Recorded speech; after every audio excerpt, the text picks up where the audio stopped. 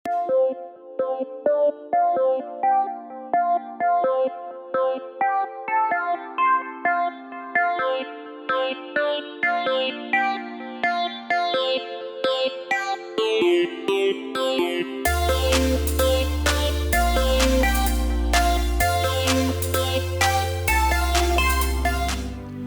எல்லாரும் இந்த கால வேளையில் கண்களை மூடி கொஞ்ச நேரம் கூட ஸ்தோத்திரிப்போம்.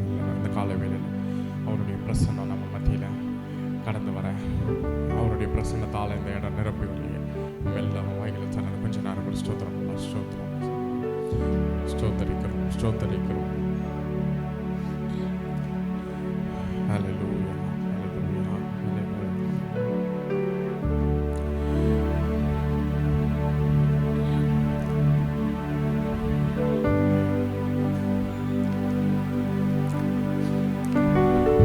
காலவேளையில் உம்மை நன்றியோடு துதிக்கிறோம் துதிக்கிறோம்.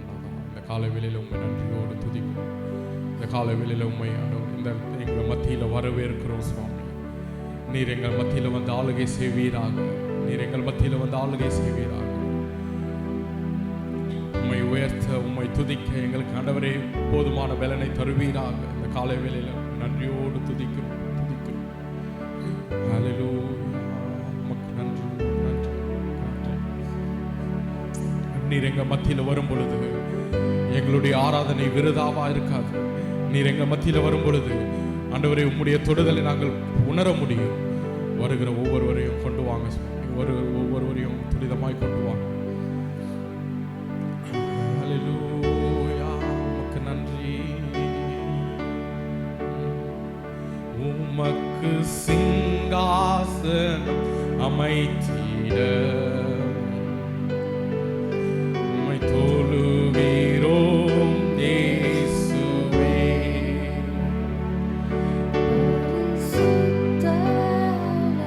தாகத்துடனே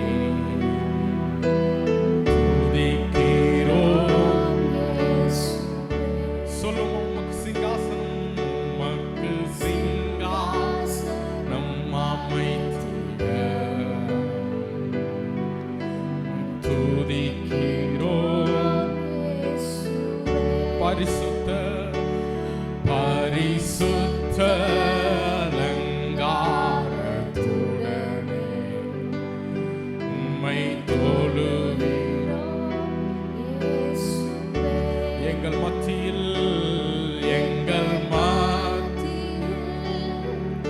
உலாவிடும் எங்களோடென்றும் வாசம் செய்யும். இந்த காலையில் நாம் எல்லாரும் வாய்கள் திறந்து எங்கள் மத்தியில் உலாவிடும் அவர் வரவேற்போமா? எங்களோடென்றும் வாசம் செய்யும். எங்கள் மத்தியில் எங்கள் மத்தியில் உலாவிடும் எங்களோடென்றும் வாசம் செய்யும். எங்கள் சபையிலே உலாவிடும் எங்களோடென்றும் வாசம் செய்யும்.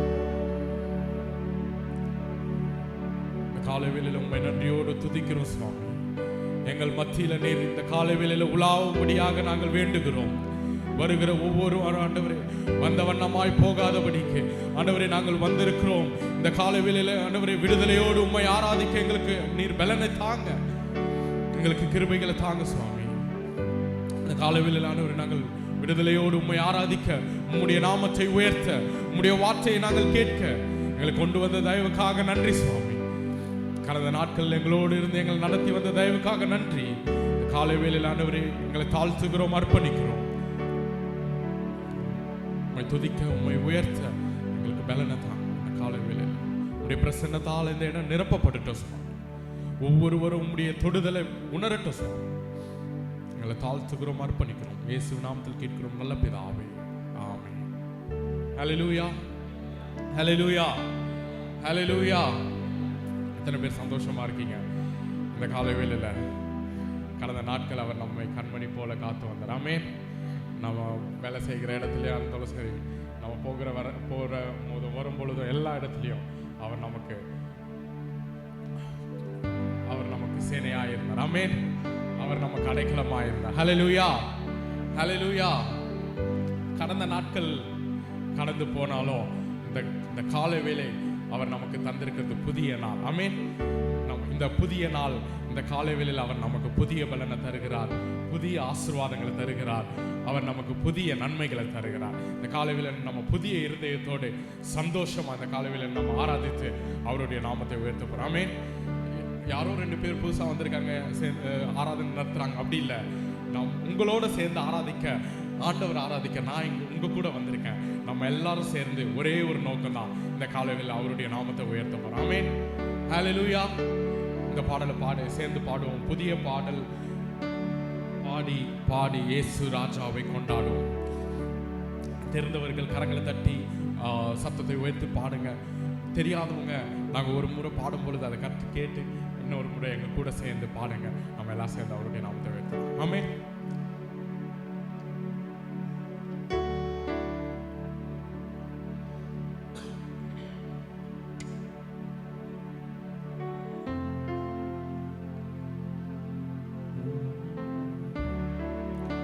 புதிய பாடல் பாடி இயேசு ராஜாவை கொண்டாடுவோம்.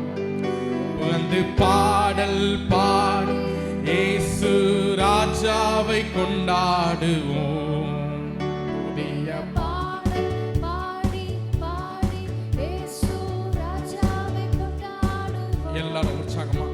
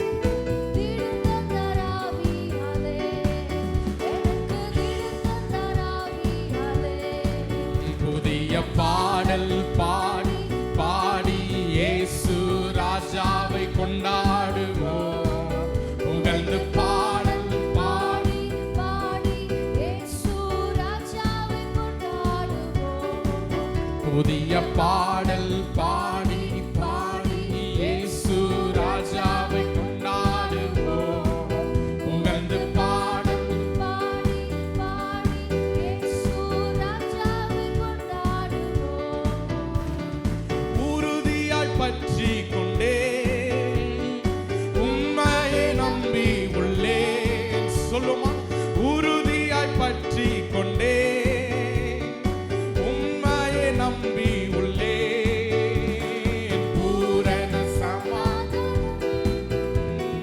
பூரண சமாதானம் புவிதனில் தருபவரே.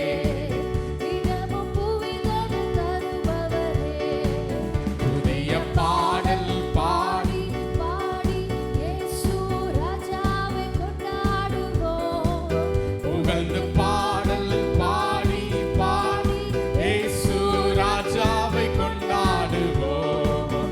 புதிய பாடல் பாடி பாடி இயேசு ராஜாவை கொண்டாடுவோம். புகழ்ந்து பாடல் பாடி பாடி இயேசு ராஜாவை கொண்டாடுவோம். அதிசயமானவரே, ஆலோசனை கர்த்தரே. சொல்லுமா சொல்லுமா, அதிசயமானவரே, ஆலோசனை கர்த்தரே. வல்லமை உள்ள தேவா, வல்லமை உள்ள தேவா. வரங்களின் மன்னவரே, எல்லாம் வரங்களின் மன்னவரே. புதிய பாடல் பாடி பாடி இயேசு ராஜாவை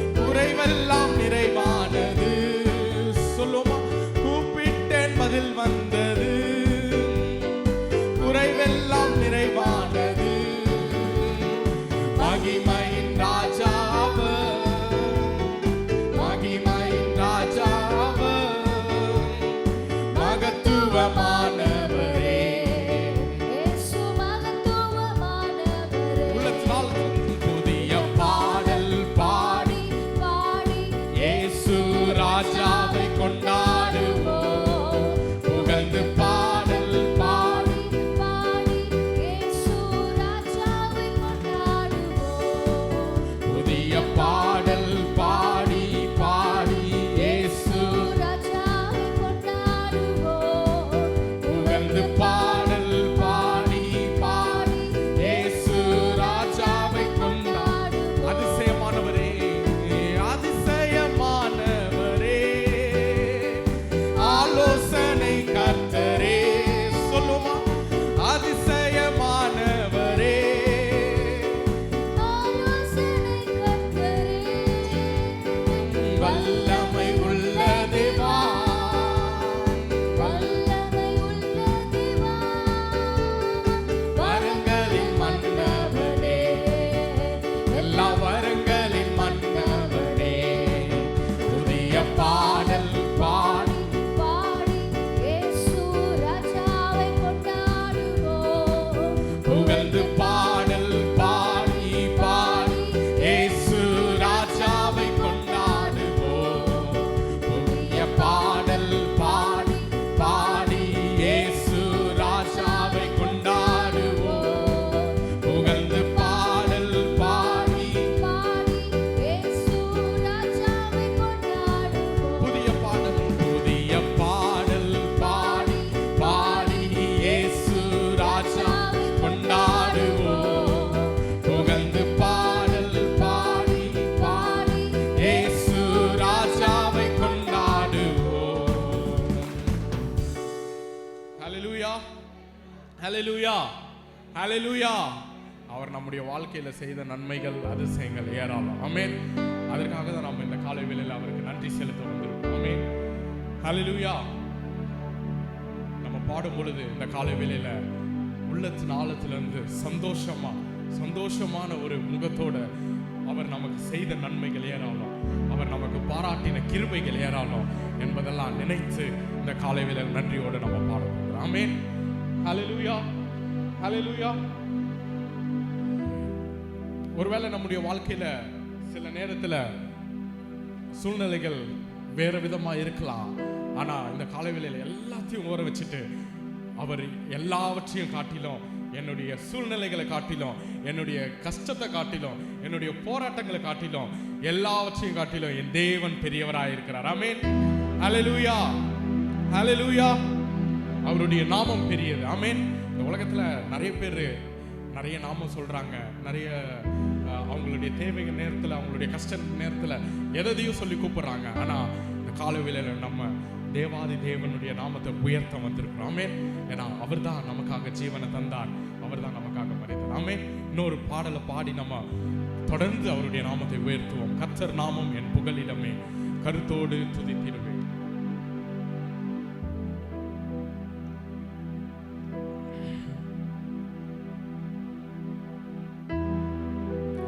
கர்த்தர் நாமம் என் புகலிடமே, கருத்தோடு துதித்திடுவேன். கர்த்தர் நாமம் என் புகலிடமே, கருத்தோடு துதித்திடுவேன். யெகோவா ஈரே, எல்லாமே பார்த்துக் கொள்வீர். யெகோவா ஈரே, எல்லாமே பார்த்துக் கொள்வீர். கலங்கலப்பா, நாங்க கலங்கலப்பா, கலங்கலப்பா, நாங்க கலங்கலப்பா. கர்த்தர் நாமம் என் புகலிடமே, கருத்தோடு துதித்திடுவேன். கர்த்தர் நாமம் என் புகலிடமே, கருத்தோடு துதித்திடுவேன். உற்சாகமா யெகோவா ஈரே, யெகோவா. எல்லாரும் உற்சாகமா பாடுவோமா இந்த காலை வேளையில. கலங்கலப்பா, எல்லாமே பார்த்துக் கொள்வீர். அவர் எல்லாத்தையும் பார்த்து கொள்கிறதுனால யெகோவா ஈரே, எல்லாமே பார்த்துக் கொள்வீர். கலங்கலப்பா, நாங்க கலங்கலப்பா, கலங்கலப்பா, நாங்க கலங்கலப்பா. கர்த்தர் நாமம் என் புகலிடமே, கருத்தோடு துதித்திடுவேன். துதித்திடுவேன். கர்த்தர் நாமம்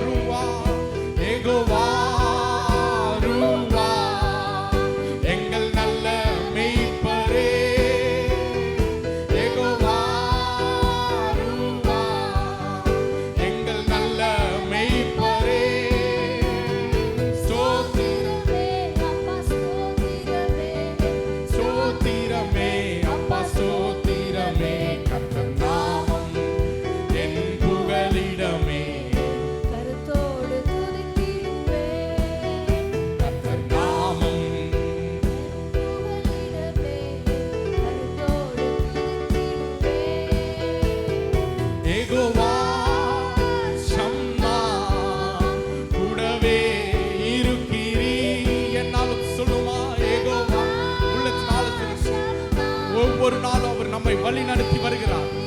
நன்றி உள்ள இதயத்தோடு கலங்கலப்பா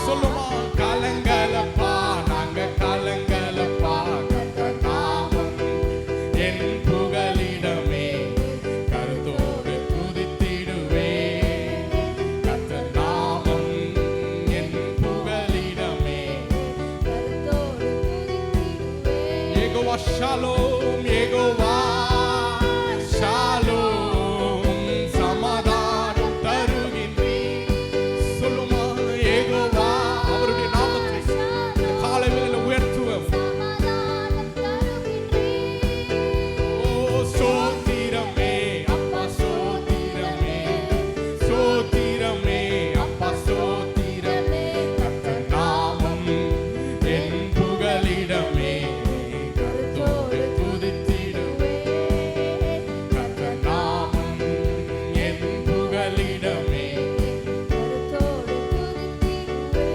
யெகோவா நிசியே யெகோவா நிசியே என்னாலும் வெற்றி தருவீர் உயர்த்தி உயர்த்தி யெகோவா நிசியே என்னாலும் வெற்றி தருவீர் ஸ்தோத்திரமே ஸ்தோத்திரமே அப்பா ஸ்தோத்திரமே ஸ்தோத்திரமே அப்பா ஸ்தோத்திரமே கர்த்தர் நாமம் என் புகலிடமே கருத்தோடு துதித்திடுவே கர்த்தர் நாமம் என் புகலிடமே கருத்தோடு துதித்திடுவே யெகோவா ஈரே யெகோவா ஈரே எல்லாமே பார்த்துக் கொள்வே விசுவாசத்தோடு இந்த காலை வேளையில அவருடைய நாமத்தை உயர்த்துவோமா எல்லாமே பார்த்துக் கொள்வா பார்த்துக் கொள்வீர் ஓ கலங்கலப்பா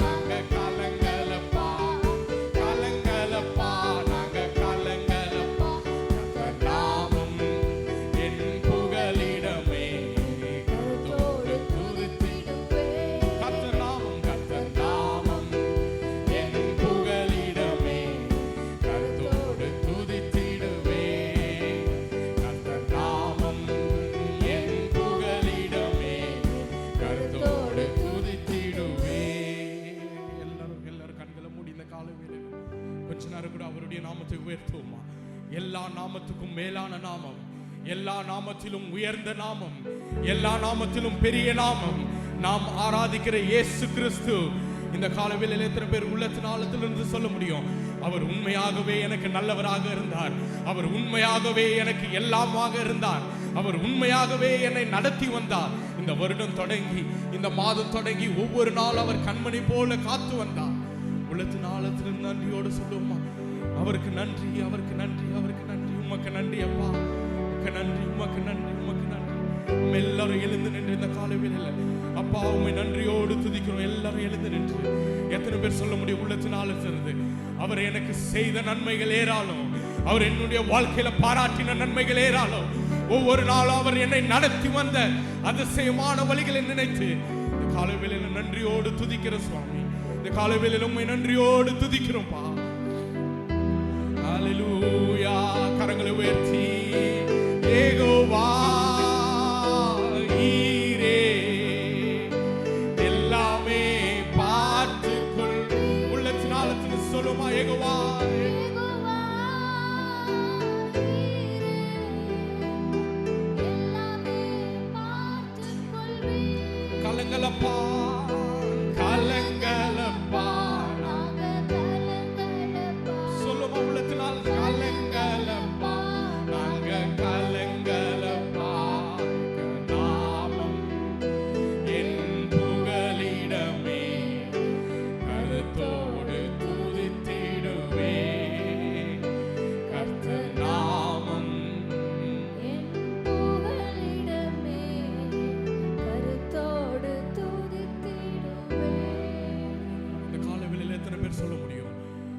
அவருடைய சமூகத்துல வந்து அவர் உயர்த்துறது தான் எனக்கு பெரிய கடமை.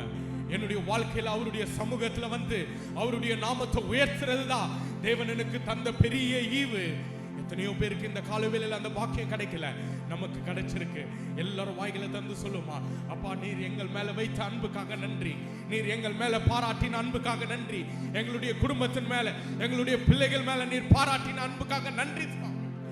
இந்த காலவேளையில உம்மை நன்றியோடு துதிக்கிறோம்ப்பா, உம்மை நன்றியோடு துதிக்கிறோம், உம்மை நன்றியோடு துதிக்கிறோம், உம்மை நன்றியோடு துதிக்கிறோம்.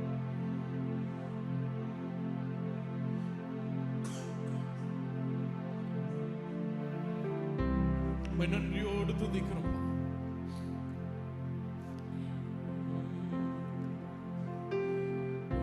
என் வேதனைகளை அவர் பார்க்கிறார், கண்ணீரை அவர் காண்கிறார். உள்ளத்தினால் சொல்லுவோம், வேதனைகளை அவர் பார்க்கிறார்,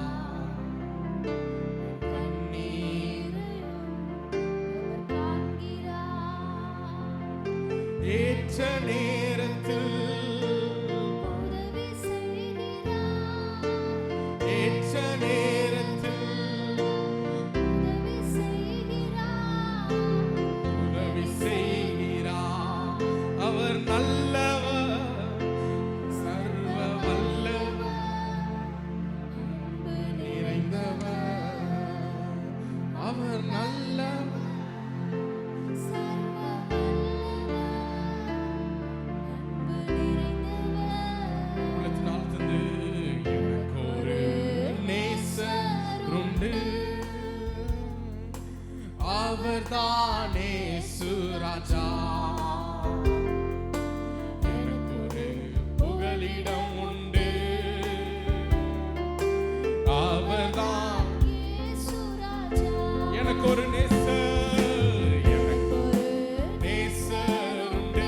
கரங்களை உயர்த்தி உள்ளத்தினால் அவர்தானே சுராஜா. நன்றியோடு நன்றியுள்ள இதயத்தோடு சொல்லுமா, புகலிடம் உண்டு, அவர்தான் இயேசு ராஜா. அவர் செட்டையின் நிழலில் ஆறுதல், அவர் செட்டையின் மறைவில் ஆரோக்கியமே, அவர் செட்டையின் நிழலில் ஆறுதல். அவர் செட்டையின் மறைவில் ஆரோக்கியமே. ஏற்ற நேரத்தில் தருகிறார், சொல்லுமா, ஏற்ற நேரத்தில் பதிலை தருகிறார், பதிலை தருகிறார். அவர் நல்லவர், சர்வ வல்லவர், அன்பு நிறைந்தவர். அவர் நல்லவர், சர்வ வல்லவர், அன்பு நிறைந்தவர். என் வேதனைகளை அவர் காண்கிறார், என் கண்ணீரையும் அவர் காண்கிறார், என் வேதனைகளை அவர் பார்க்கிறார், என் கண்ணீரையும் அவர் காண்கிறார்.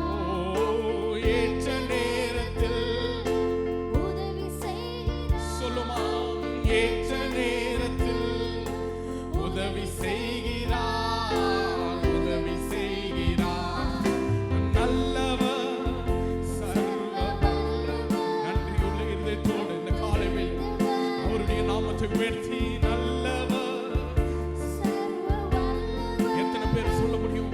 அவரை ருசித்து பார்த்தோம். ஓ அல்ல அல்ல அல்ல அல்ல குறையா, ருசிக்க ருசிக்க ருசிக்க ருசிக்க. ஓ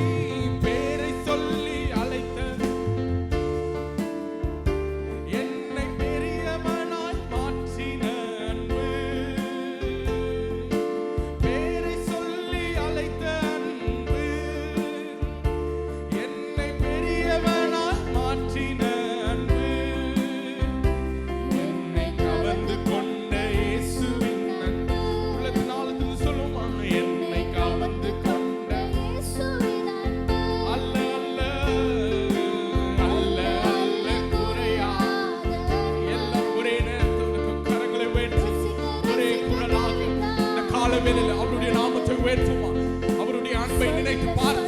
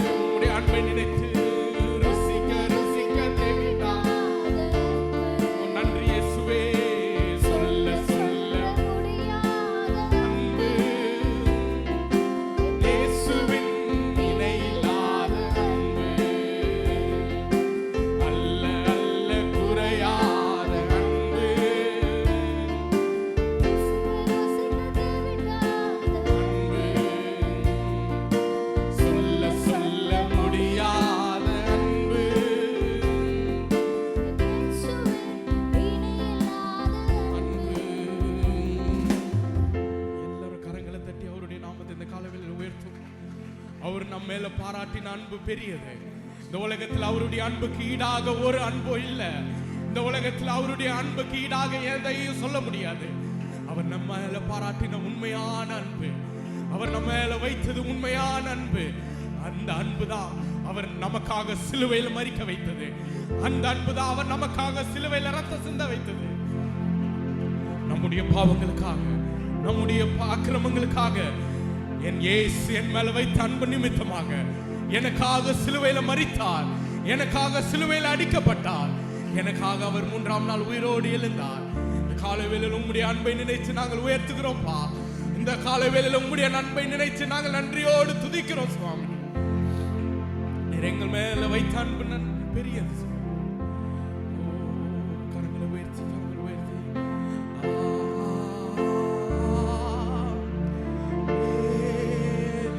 கடைசியா ஒரு முறை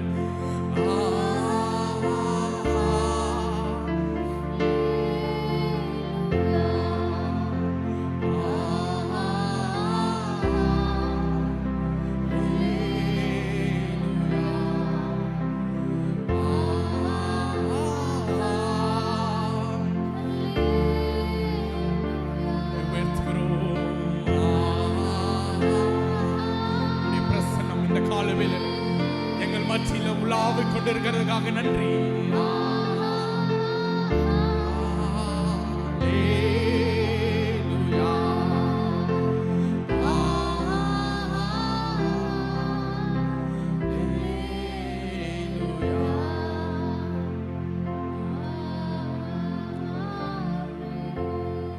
காலவேளையில் உம்முடைய நாமத்தை உயர்த்த, உம்முடைய நாமத்தை தொழுது கொள்ள எங்களுக்கு ஒரு சான்ஸ் கொடுத்ததுக்காக நன்றி அப்பா.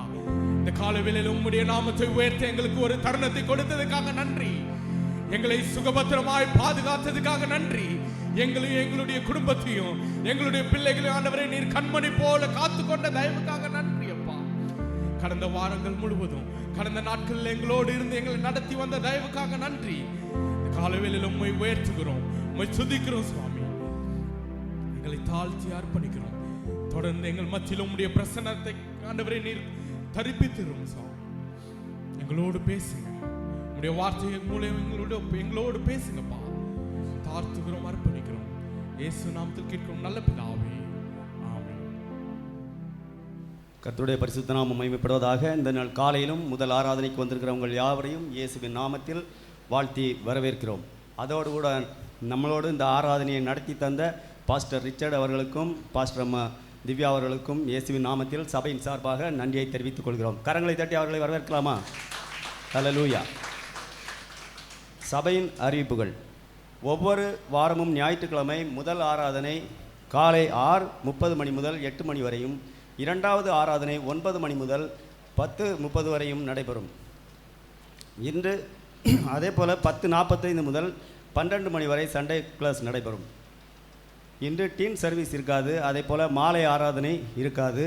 அதற்கு மாறாக நமது அம்பத்தூர் மண்டல தலைமை சபை கொளத்தூரில் மிஷன் கன்வென்ஷன் நடைபெறுகிறது. அகமதாபாத்திலிருந்து ஒரு தேவ மனிதர் ராபர்ட் கிளைவ்ஸ் அவர்கள் வருகிறார்கள். நீங்கள் மிஷனரி அந்த ஊழியத்தில் இருக்கிறவர்களும் மற்றும் சபை விசுவாசிகள் யாவரும் தயவாய் கலந்து கொள்ளும்படி தாழ்மையுடன் கேட்டுக்கொள்கிறோம். அதே போல் வியாழக்கிழமை அன்று அன்பின் ஊழியம் நடைபெற்றது. அதில் போன ஒவ்வொருவருக்கும் கொடுத்த ஒவ்வொருவருக்கும் இயேசுவின் நாமத்தில் நன்றியை தெரிவித்துக் கொள்கிறோம். அதே போல் நமது சபை போதகருக்காகவும் அவருடைய ஊழியங்களுக்காகவும் அவருடைய பிரயாணங்களுக்காகவும் பாஸ்டர் அம்மாவுக்காகவும் நீங்கள் அனுதினமும் ஜெபிக்கும்படி தாழ்மையுடன் கேட்டுக்கொள்கிறோம்.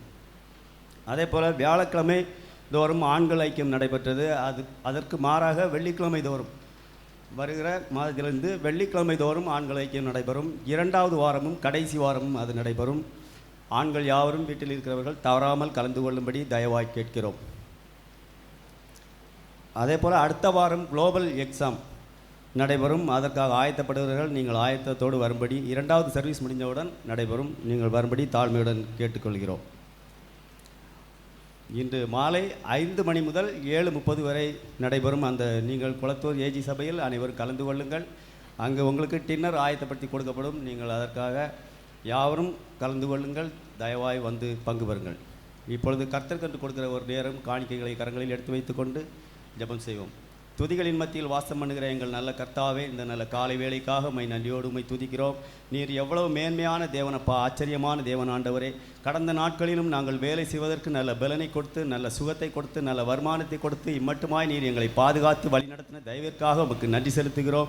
நீர் எங்களை ஆண்டவரே வழிநடத்தி வந்த மேலான தயவிற்காக உமக்கு நன்றி செலுத்துகிறோம் அப்பா.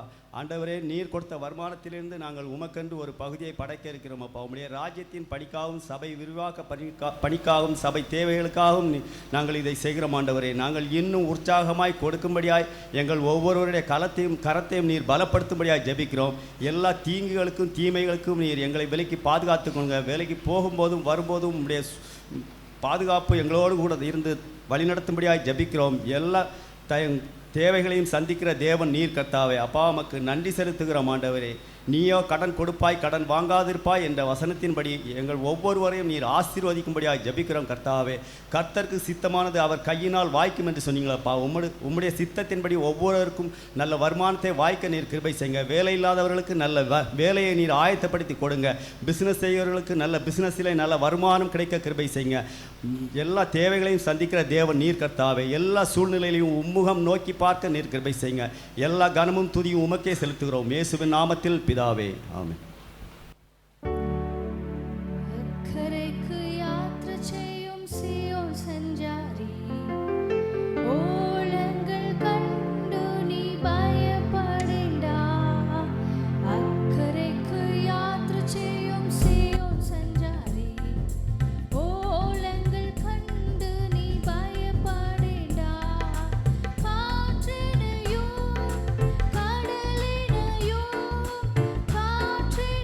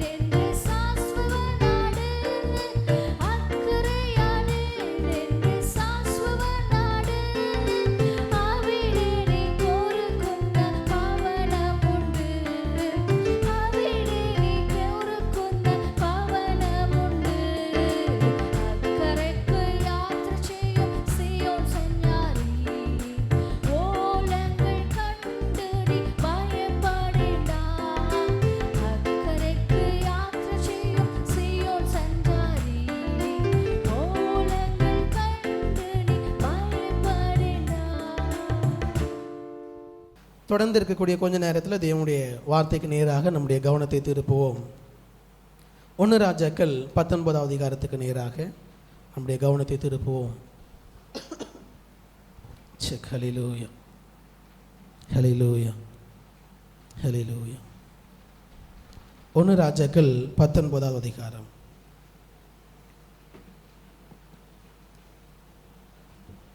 ஒன்று 2 வசனங்களை யாராவது ஒரு வாசியுங்கள்.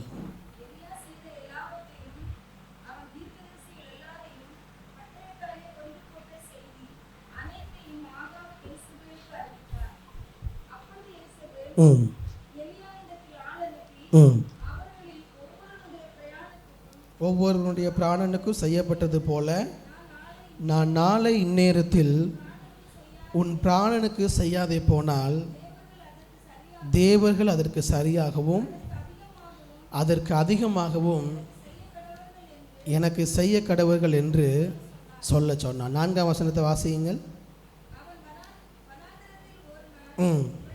பிரயாணம் போய் ஒரு சூறை செடியின் கீழ் உட்கார்ந்து தான் சாக வேண்டும் என்று கோரி, போதும் கர்த்தாவே, என் ஆத்துமாவை எடுத்துக்கொள்ளும், நான் என் பிதாக்களை பார்க்கிலும் நல்லவன் அல்ல என்று சொல்லி. போதும்.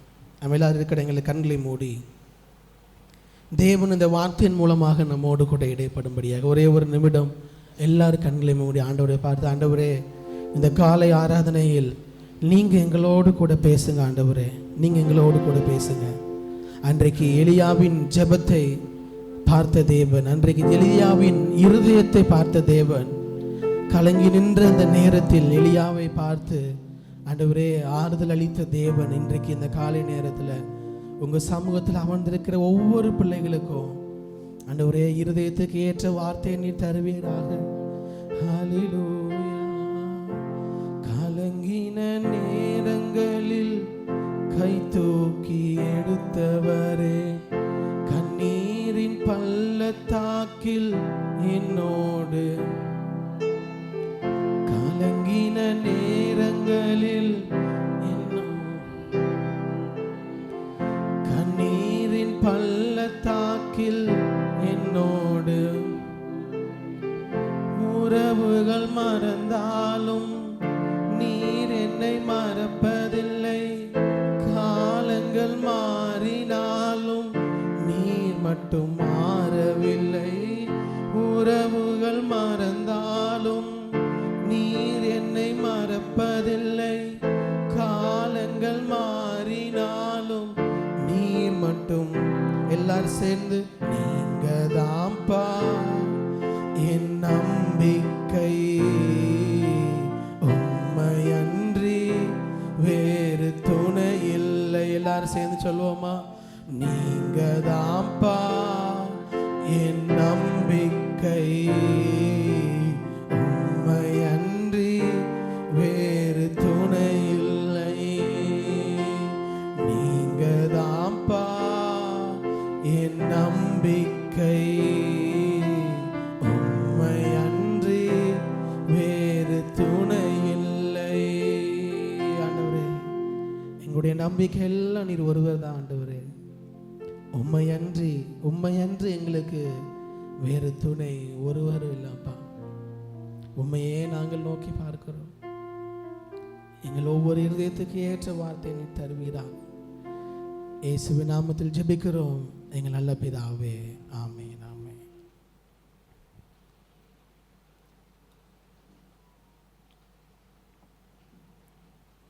இந்த செப்டம்பர் மாதம் முழுவதும் மந்த் ஆஃப் டிரான்ஸ்ஃபர்மேஷன், மறுரூபத்தின் மாதம் என்று சொல்லி நாம் தியானித்து வருகிறோம். அந்த வகையில் முதல் வாரத்தில் உங்களோடு கூட ஃபினான்ஷியல் டிரான்ஸ்ஃபர்மேஷன், பொருளாதாரத்தில் தேவன் தருகிற மாற்றம், 2 ராஜாக்கள் 4ஆம் அதிகாரத்திலிருந்து உங்களோடு கூட பகிர்ந்து கொண்டேன். அதைத் தொடர்ந்து 2வது வாரத்திலும் ஸ்பிரிச்சுவல் டிரான்ஸ்ஃபர்மேஷன், ஆவிக்குரிய வாழ்க்கையில் தேவன் தருகிற மறுரூபம், யோவான் எழுதின சுவிசேஷம் 3ஆம் அதிகாரத்திலிருந்து தியானித்தோம், நிக்கோதேமுடைய வாழ்க்கையிலிருந்து. இந்த காலை நேரத்திலும் அதனுடைய அடுத்த பகுதியாக 3வதாக எமோஷனல் டிரான்ஸ்ஃபர்மேஷன், உணர்வு பூர்வமாக தேவன் தருகிற மறுரூபம். எமோஷ்னல் டிரான்ஸ்ஃபர்மேஷன் என்று சொல்லும் பொழுது அநேக நேரங்களில் பாஸ்டர் இதெல்லாம் நமக்கு தேவையா என்கிற கேள்வி உங்களுக்கு இருக்கலாம். ஆனால் உணர்வு பூர்வமாக தேவன் தருகிற மறுரூபத்தை நாம் ஒவ்வொருவரும் கிறிஸ்தவர்களாகிய அவருடைய சீஷர்களாக அவரை பின்பற்றுகிறவர்களாக இருக்கக்கூடிய நாம் ஒவ்வொருவரும் பெற்றுக்கொள்ள வேண்டியது மிகவும் அவசியமாக இருக்கிறது.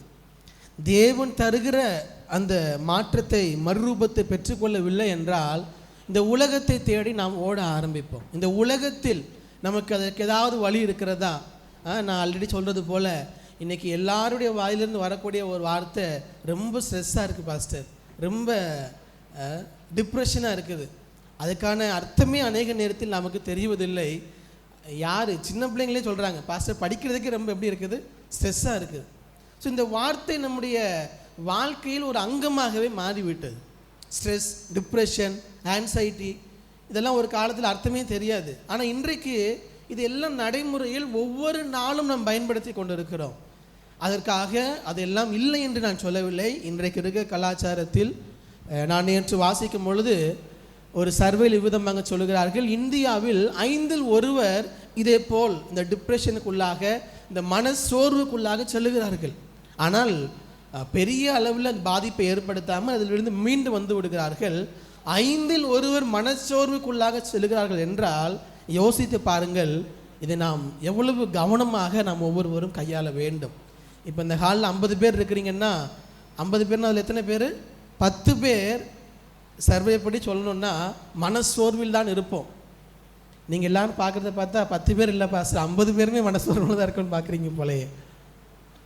ஸோ நம்ம ஒவ்வொருடைய வாழ்க்கையிலும் மனசோர்வு என்பது தவிர்க்க முடியாது. நாம் சொல்லலாம் எப்போது தேவனோடு இருந்தால் மனசோர்வே இல்லை. நாம் சொன்னாலும் கூட மிகப்பெரிய வல்லமையான ஊழியத்தை செய்த எலியா, அவனை போல் பல ஏற்பாட்டில் அற்புதங்களையும் அடையாளங்களையும் செய்தவர்கள் ஒருவரும் இல்லை. 1 ராஜாக்கள் 18ஆம் அதிகாரத்தை வாசித்தால் 450 பாகாலின் தீர்க்கதரிசிகள் இருக்கிறார்கள். 450 பேருக்கு எதிராக இவன் ஒருவன் நிற்கிறான், எலியா ஒருவன் நிற்கிறான். 450 பேரால் எதையும் செய்ய முடியவில்லை. அக்கினியை இறக்கி அந்த பலியை ஏற்றுக்கொள்ள முடியவில்லை. ஆனால் எலியா தனி ஒருவனாக நின்று ஒரு சிறிய ஜெபத்தை செய்கிறான். தேவனே என்னை கேட்டருளும் என்று ஜெபிக்கிறான். உடனடியாக அங்கே என்ன ஆகுது அப்படின்னா வானத்திலிருந்து அக்கினி இறங்கி அந்த பலி முழுவதையும் பட்சித்து போட்டது. அவ்வளவு வல்லமையாய் ஊழியம் செய்த எலியா. யாராவது யோசித்து பார்ப்போமா? அப்படிப்பட்ட அற்புதங்களையும் அடையாளங்களையும் செய்கிற ஒருவனுக்கு வாழ்க்கையில் மனசோர்வு வரும், மனதளவில் சோர்ந்து போவார்கள் என்பதை நாம் யோசித்து கூட பார்க்க முடியாத ஒன்று. அதனால் இந்த பிரசங்கத்தை ஆரம்பிக்கிற முதல்ல நான் சொல்ல விரும்புகிற ஒரு காரியம், no one is away from that. எந்த ஒரு நபரும் இதிலிருந்து தப்பித்து கொள்ளவே முடியாது. எல்லா மனிதருடைய வாழ்க்கையிலும் என்கரேஜ்மெண்ட்டும் இருக்கும், டிஸ்கரேஜ்மெண்ட்டும் இருக்கும். இரண்டுமே கலந்து தான் இருக்கும். நம்ம கிராஃப் போட்டோம்னா கிராஃப் மேலேயும் போகணும், எங்கேயும் போகணும், கீழேயும் போகணும். எங்கேயுமே போகாமல் ஸ்ட்ரைட்டாக போச்சுன்னா என்ன அர்த்தம்? நிறைய இதில் பார்த்துருப்போமே, இப்படி போயிட்டே இருக்கும். ஸ்ட்ரைட்டாக போயிடுச்சுன்னா என்ன அர்த்தம்? ஆல் அவுட்டுன்னு அர்த்தம். பாஸ்டர் எனக்கு சோர்வே வரக்கூடாது, எனக்கு பிரச்சனையே வரக்கூடாதுன்னா இந்த உலகத்தை விட்டு நாம் அவரை சந்திக்கிற ஒரு நாள் இருக்கிறது. அன்றைக்கு என்ன கிடையாது, நமக்கு கவலை இல்லை, கண்ணீர் இல்லை, பசி இல்லை, எதுவும் இல்லை. அவரோடு நித்திய காலமாக சந்தோஷமாக இருப்போம். ஆனால் இந்த உலகத்தில் விழுந்து போன பாவம் நிறைந்த இந்த உலகத்தில் நீங்களும் நானும் வாழ்ந்து கொண்டிருக்கிறோம். அதனால் ஒவ்வொரு நாளும் பல விதமான சோதனைகளையும் போராட்டங்களையும் பிரச்சனைகளையும் சந்தித்து தான் ஆக வேண்டும். அதிலும் குறிப்பாக மன ரீதியாக பல சோர்வுகள் வரத்தான் செய்யும். அதற்கு எலியாவே விதிவிலக்கு அல்ல என்றால் நீங்களும் நானும் ஏமாத்துறோம். அத்தனை அற்புதத்தை செய்து முழு இஸ்ரவேல் ஜனங்களையும் தேவனுக்கு நேராக திருப்பின எலியாவே ஒரு சாதாரண விஷயத்தில் விழுந்து போய்விட்டார். எதனால் பயப்படுகிறார்? வாசித்தோம், 1ஆம் வசனத்தை வாசித்தது போல ஏசபேல், ஆகாப் என்கிற ராஜாவினுடைய மனைவி ஏசபேல், அவளுடைய வார்த்தையை கேட்டு என்ன பண்ணிட்டாரு? பயந்து கொண்டு இருக்கிறார். ஏசபேல், ஆகாப் ராஜா, ஏசபேல் அவனுடைய மனைவி ஏசபேல் என்ன சொல்லுகிறாள், எலியா 450 தீர்க்கதரிசிகளை, அதாவது பாகாலினுடைய தீர்க்கதரிசிகளை கொன்று போட்டான். அதனால் அவன் என்ன செய்தானோ நாளைக்குள் எலியாவுடைய வாழ்க்கையை நான் என்ன பண்ணிடுவேன், அதே போல் அவனை கொன்று போடுவேன் என்று எசபேல் சொல்லுகிறாள். 450 தீர்க்கதரிசிகளை பார்த்து பயப்படாத எலியா இந்த எசபேலினுடைய வார்த்தையை கேட்டு என்ன பண்ணிட்டான் அப்படின்னா பயந்து விட்டான், சோர்ந்து போய்விட்டான். பல நேரங்களில் பலருடைய வார்த்தைகள் நம்ம என்ன பண்ணிடும் அப்படின்னா மனசோர்வுக்குள்ளாக்கிவிடும். அந்த வார்த்தையினுடைய தாக்கம் நம்மை இன்னும் கீழே தள்ளிவிடும், இன்னும் நம்மை அழுத்திவிடும். அப்படித்தான் எலியாவுடைய வாழ்க்கையிலும் இருந்தது. வேகமாக 4 காரியங்களை உங்களுக்கு சொல்லுகிறேன், எல்லாரும் அதை குறிப்பெடுத்துக் கொள்ளுங்கள். நம்முடைய வாழ்க்கையில் நான் சொல்லுகிற காரியங்கள் குறிப்பெடுப்பது எதற்காக, அதை வைத்து நாம் ஒவ்வொரு நாளும் இந்த வாரம் முழுவதும் ஜெபிப்பதற்காக, அதை நம்முடைய வாழ்க்கையில் அபியாசப்படுத்துவதற்காக. நான் சொல்கிறதெல்லாம் பாசைய மைண்ட்லேயே இருக்கும் அப்படின்னா மைண்டில் இருக்கும், ஆராதனை முடிந்தது உடனே போகும்பொழுது அதுவும் என்ன ஆயிரும் அப்படின்னா அப்படியே போயிடும். அதனால் கூடுமான வரை முடிந்தவர்கள் குறிப்பெடுத்துக் கொள்ளுங்கள். முதலாவது, இந்த 1 ராஜாக்கள் 19 வாசிக்கும் பொழுது நாம் பார்க்கக்கூடிய ஒரு காரியம், நம்முடைய வாழ்க்கையில் இப்படிப்பட்ட சோர்வுகளும் பிரச்சனைகளும் கலக்கங்களும் வரும் பொழுது முதலாவது நான் சொல்லக்கூடிய காரியம், நாம் அதை எப்படி எதிர்கொள்ளுகிறோம் என்பதை கவனிக்க வேண்டும். What is your response for that? What is your response? நம்முடைய பதில் என்ன? இந்த சோதனைகளுக்கும் நாம் சோர்ந்து போகும் பொழுதும் பிரச்சனைகள் வரும் பொழுது நாம் அதை எப்படி எதிர்கொள்ளுகிறோம், நாம் அதை எப்படி கையாளுகிறோம் என்பதை சற்று நிதானித்து பார்க்க வேண்டும். நான் சொல்வது உங்களுக்கு இன்னும் சற்று புரிய வேண்டும் என்று சொன்னால் 4ஆம் வசனத்தை மீண்டுமாக ஒரு முறை வாசியுங்கள். அவன் வனாந்தரத்தில் ஒரு நாள் பிரயாணம் போய் ஒரு சூரை செடியின் கீழ் உட்கார்ந்து தான் சாக வேண்டும் என்று கோரி, போதும் கர்த்தாவே என் ஆத்துமாவை எடுத்துக்கொள்ளும். போதும். எத்தனை பேர் இந்த ஜெபம் செஞ்சுருக்கீங்கன்னு கேட்கல, செஞ்சுருக்கோன்னு தான் கேட்டேன் நான். போதும் கர்த்தாவே, இதுக்கு மேலே என்னால் முடியல. நான் நினைக்கிறேன் ஜெபிக்கிற பழக்கம் இருக்கிற எல்லாருடைய வாயிலிருந்து இந்த ஜெபம் ஒரு முறையாவது வந்திருக்கும். நம்முடைய தேவன் ரொம்ப நல்லவர், நம்முடைய எல்லா ஜெபத்தையும் கேட்கறதில்ல, கேட்டாலும் எல்லாத்துக்கும் பதில் தர்றதில்லை. பதில் தராததினால் இன்றைக்கு நீங்கள் நான் உட்கார்ந்துருக்கேன். அப்போது ஒரு சோர்வு வரும் பொழுது, மன ரீதியாக நாம் தாக்கப்படும் பொழுது நம்முடைய ரெஸ்பான்ஸ், நாம் அதை எப்படி கையாளுகிறோம், 3 விதங்களில் அதை நாம் கையாள முடியும். ஆங்கிலத்தில் நான் சொல்லுகிறேன், தமிழ்லையும் முடிந்தவரை சொல்ல ட்ரை பண்ணுறேன்.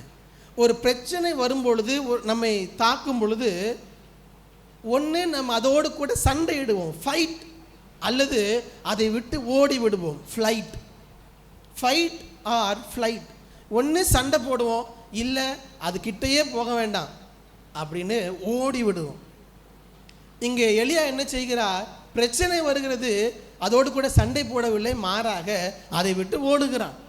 பிரச்சனையை எதிர்கொள்ள அவன் தயாராக இல்லை, பிரச்சனையை விட்டு ஓடி எப்படியாவது அதிலிருந்து தப்பித்து கொள்ள வேண்டும் என்று நினைக்கிறான். அதனால் நம்முடைய வாழ்க்கையில் பல சோதனைகளும் சோர்வுகளும் பல வார்த்தைகள் நம்மை தாக்கும் பொழுது நான் அதை எப்படி கையாளுகிறேன், அதை நான் எப்படி கையாளுகிறேன், அதோடு கூட சண்டை எடுக்கிறேன்னா அல்லது அதை விட்டு ஓடி போகிறேன்னா, am I fighting with that problem or flighting, அதை விட்டு ஓடுகிறேன்னா? அநேக நேரங்களில் நீங்களும் நானும் நம்முடைய வாழ்க்கையில் வரக்கூடிய இந்த மாதிரி எமோஷனல் டேமேஜை எதிர்கொள்வதற்கு தயாராகவே இல்லை. அதனால் எப்படியாவது அதை விட்டு ஓரமாக போயிடலாமா, அதை விட்டு தப்பித்து கொள்ளலாமா? பல நேரங்களில் கணவன் மனைவிக்கு இடையில் பிரச்சனை வரும்பொழுது அதை டீல் பண்ணவே மாட்டோம். ஏன்னா அதை பற்றி பேசுகிற என்னாகும், திருப்பியும் சண்டையாகும். சரி அப்படியே விட்டுட்டு போயிடுவோம். இல்லை, அதை விட்டு நீங்கள் எத்தனை முறை போனாலும் திருப்பி அது வந்து கொண்டே தான் இருக்கும். எலியாவுக்கு எத்தனையோ பிரச்சனை வந்தது.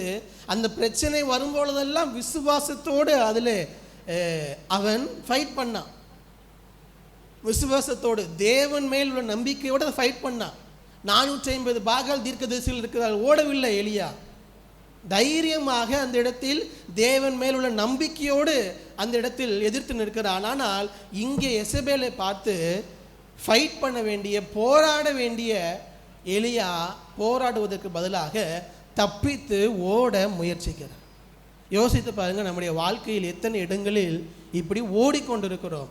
ஆனால் நிதர்சனமான உண்மை என்னவென்றால், நீங்கள் எங்கே ஓடினாலும் சரி அது உங்களை விட போகிறது இல்லை. நீங்கள் அதில் எதிர்த்து போராடும் வரைக்கும், அதை ஃபேஸ் பண்ணுற வரைக்கும் யூ cannot overcome it. அதை நீங்கள் ஓவர் கம் பண்ண முடியாது. ஸ்கூலில் எக்ஸாம் வச்சா எல்லாருக்கும் ஸ்ட்ரெஸ்ஸாக தான் இருக்கும். அதுக்காக ஸ்கூலுக்கு போகலைன்னா சரியாயிருமா பிரச்சனை? இல்லை. ஸ்கூலில் போய் எக்ஸாமை ஃபேஸ் பண்ணாதான் அதை நாம் மேற்கொள்ள முடியும். இது பிள்ளைகளுக்கு வரக்கூடிய ஸ்ட்ரெஸ். நிறைய நேரத்தில் பிள்ளைங்களுக்கு என்ன ஆயிரம், எக்ஸாம் வந்துருச்சுன்னா காய்ச்சல் வந்துடும், வயிறு வலி வந்துடும், தலைவலி வந்துடும். காய்ச்சல்னா கூட நம்ம பார்த்துடலாம், கண்டுபிடிச்சிடலாம். வயிறு வலி தலைவலின்னு நம்மளால் கண்டுபிடிக்க முடியாது, அவங்க சொல்கிறது தான்.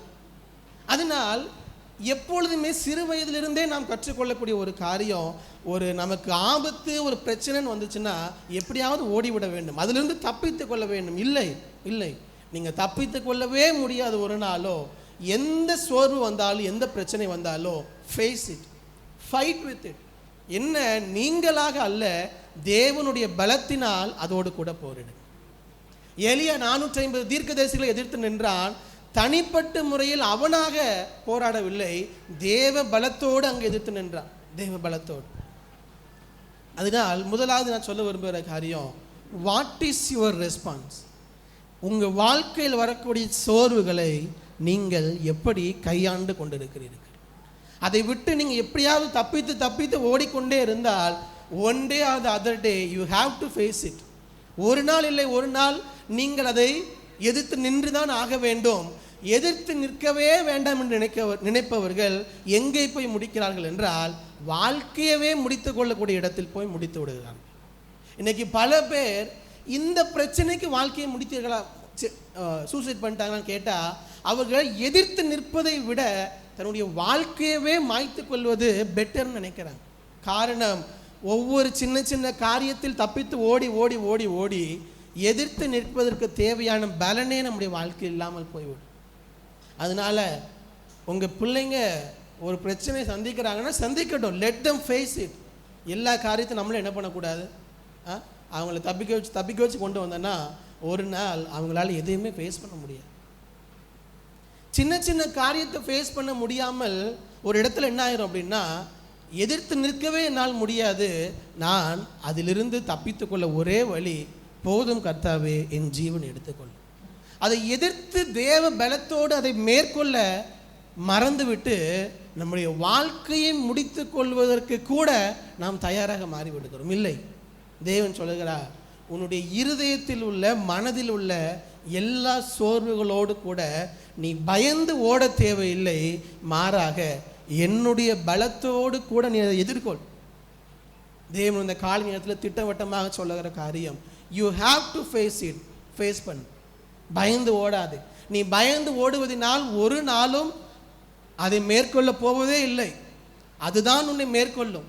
நீங்கள் பயந்து ஓட ஓட அது உங்களுக்கு இன்னும் பெரிதாகத்தான் தெரியும், இன்னும் பெரிதாக தெரியும். யோசிச்சு பாருங்க, எசபேல் சொன்ன ஒரு வார்த்தை ஒரு பெரிய காரியமா?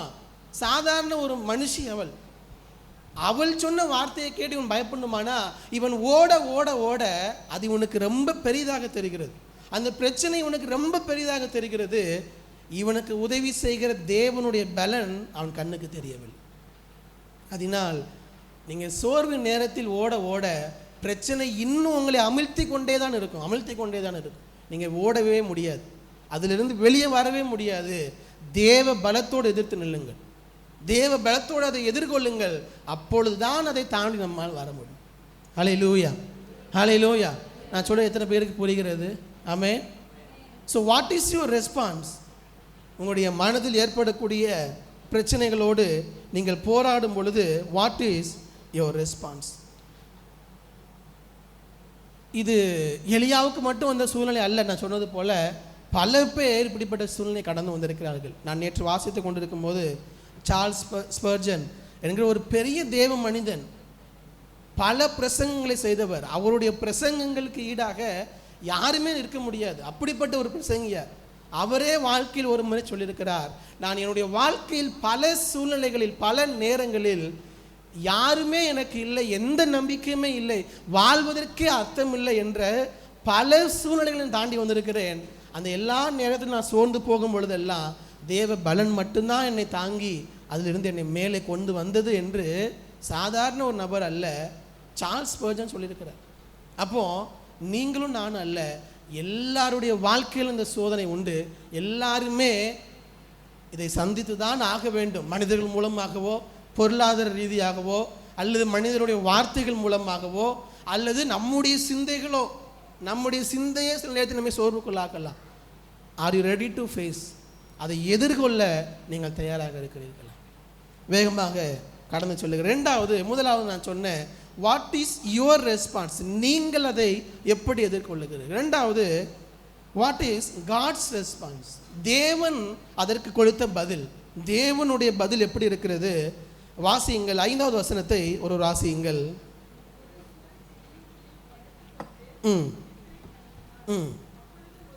அப்பொழுது ஒரு தூதன் அவனை தட்டி எழுப்பி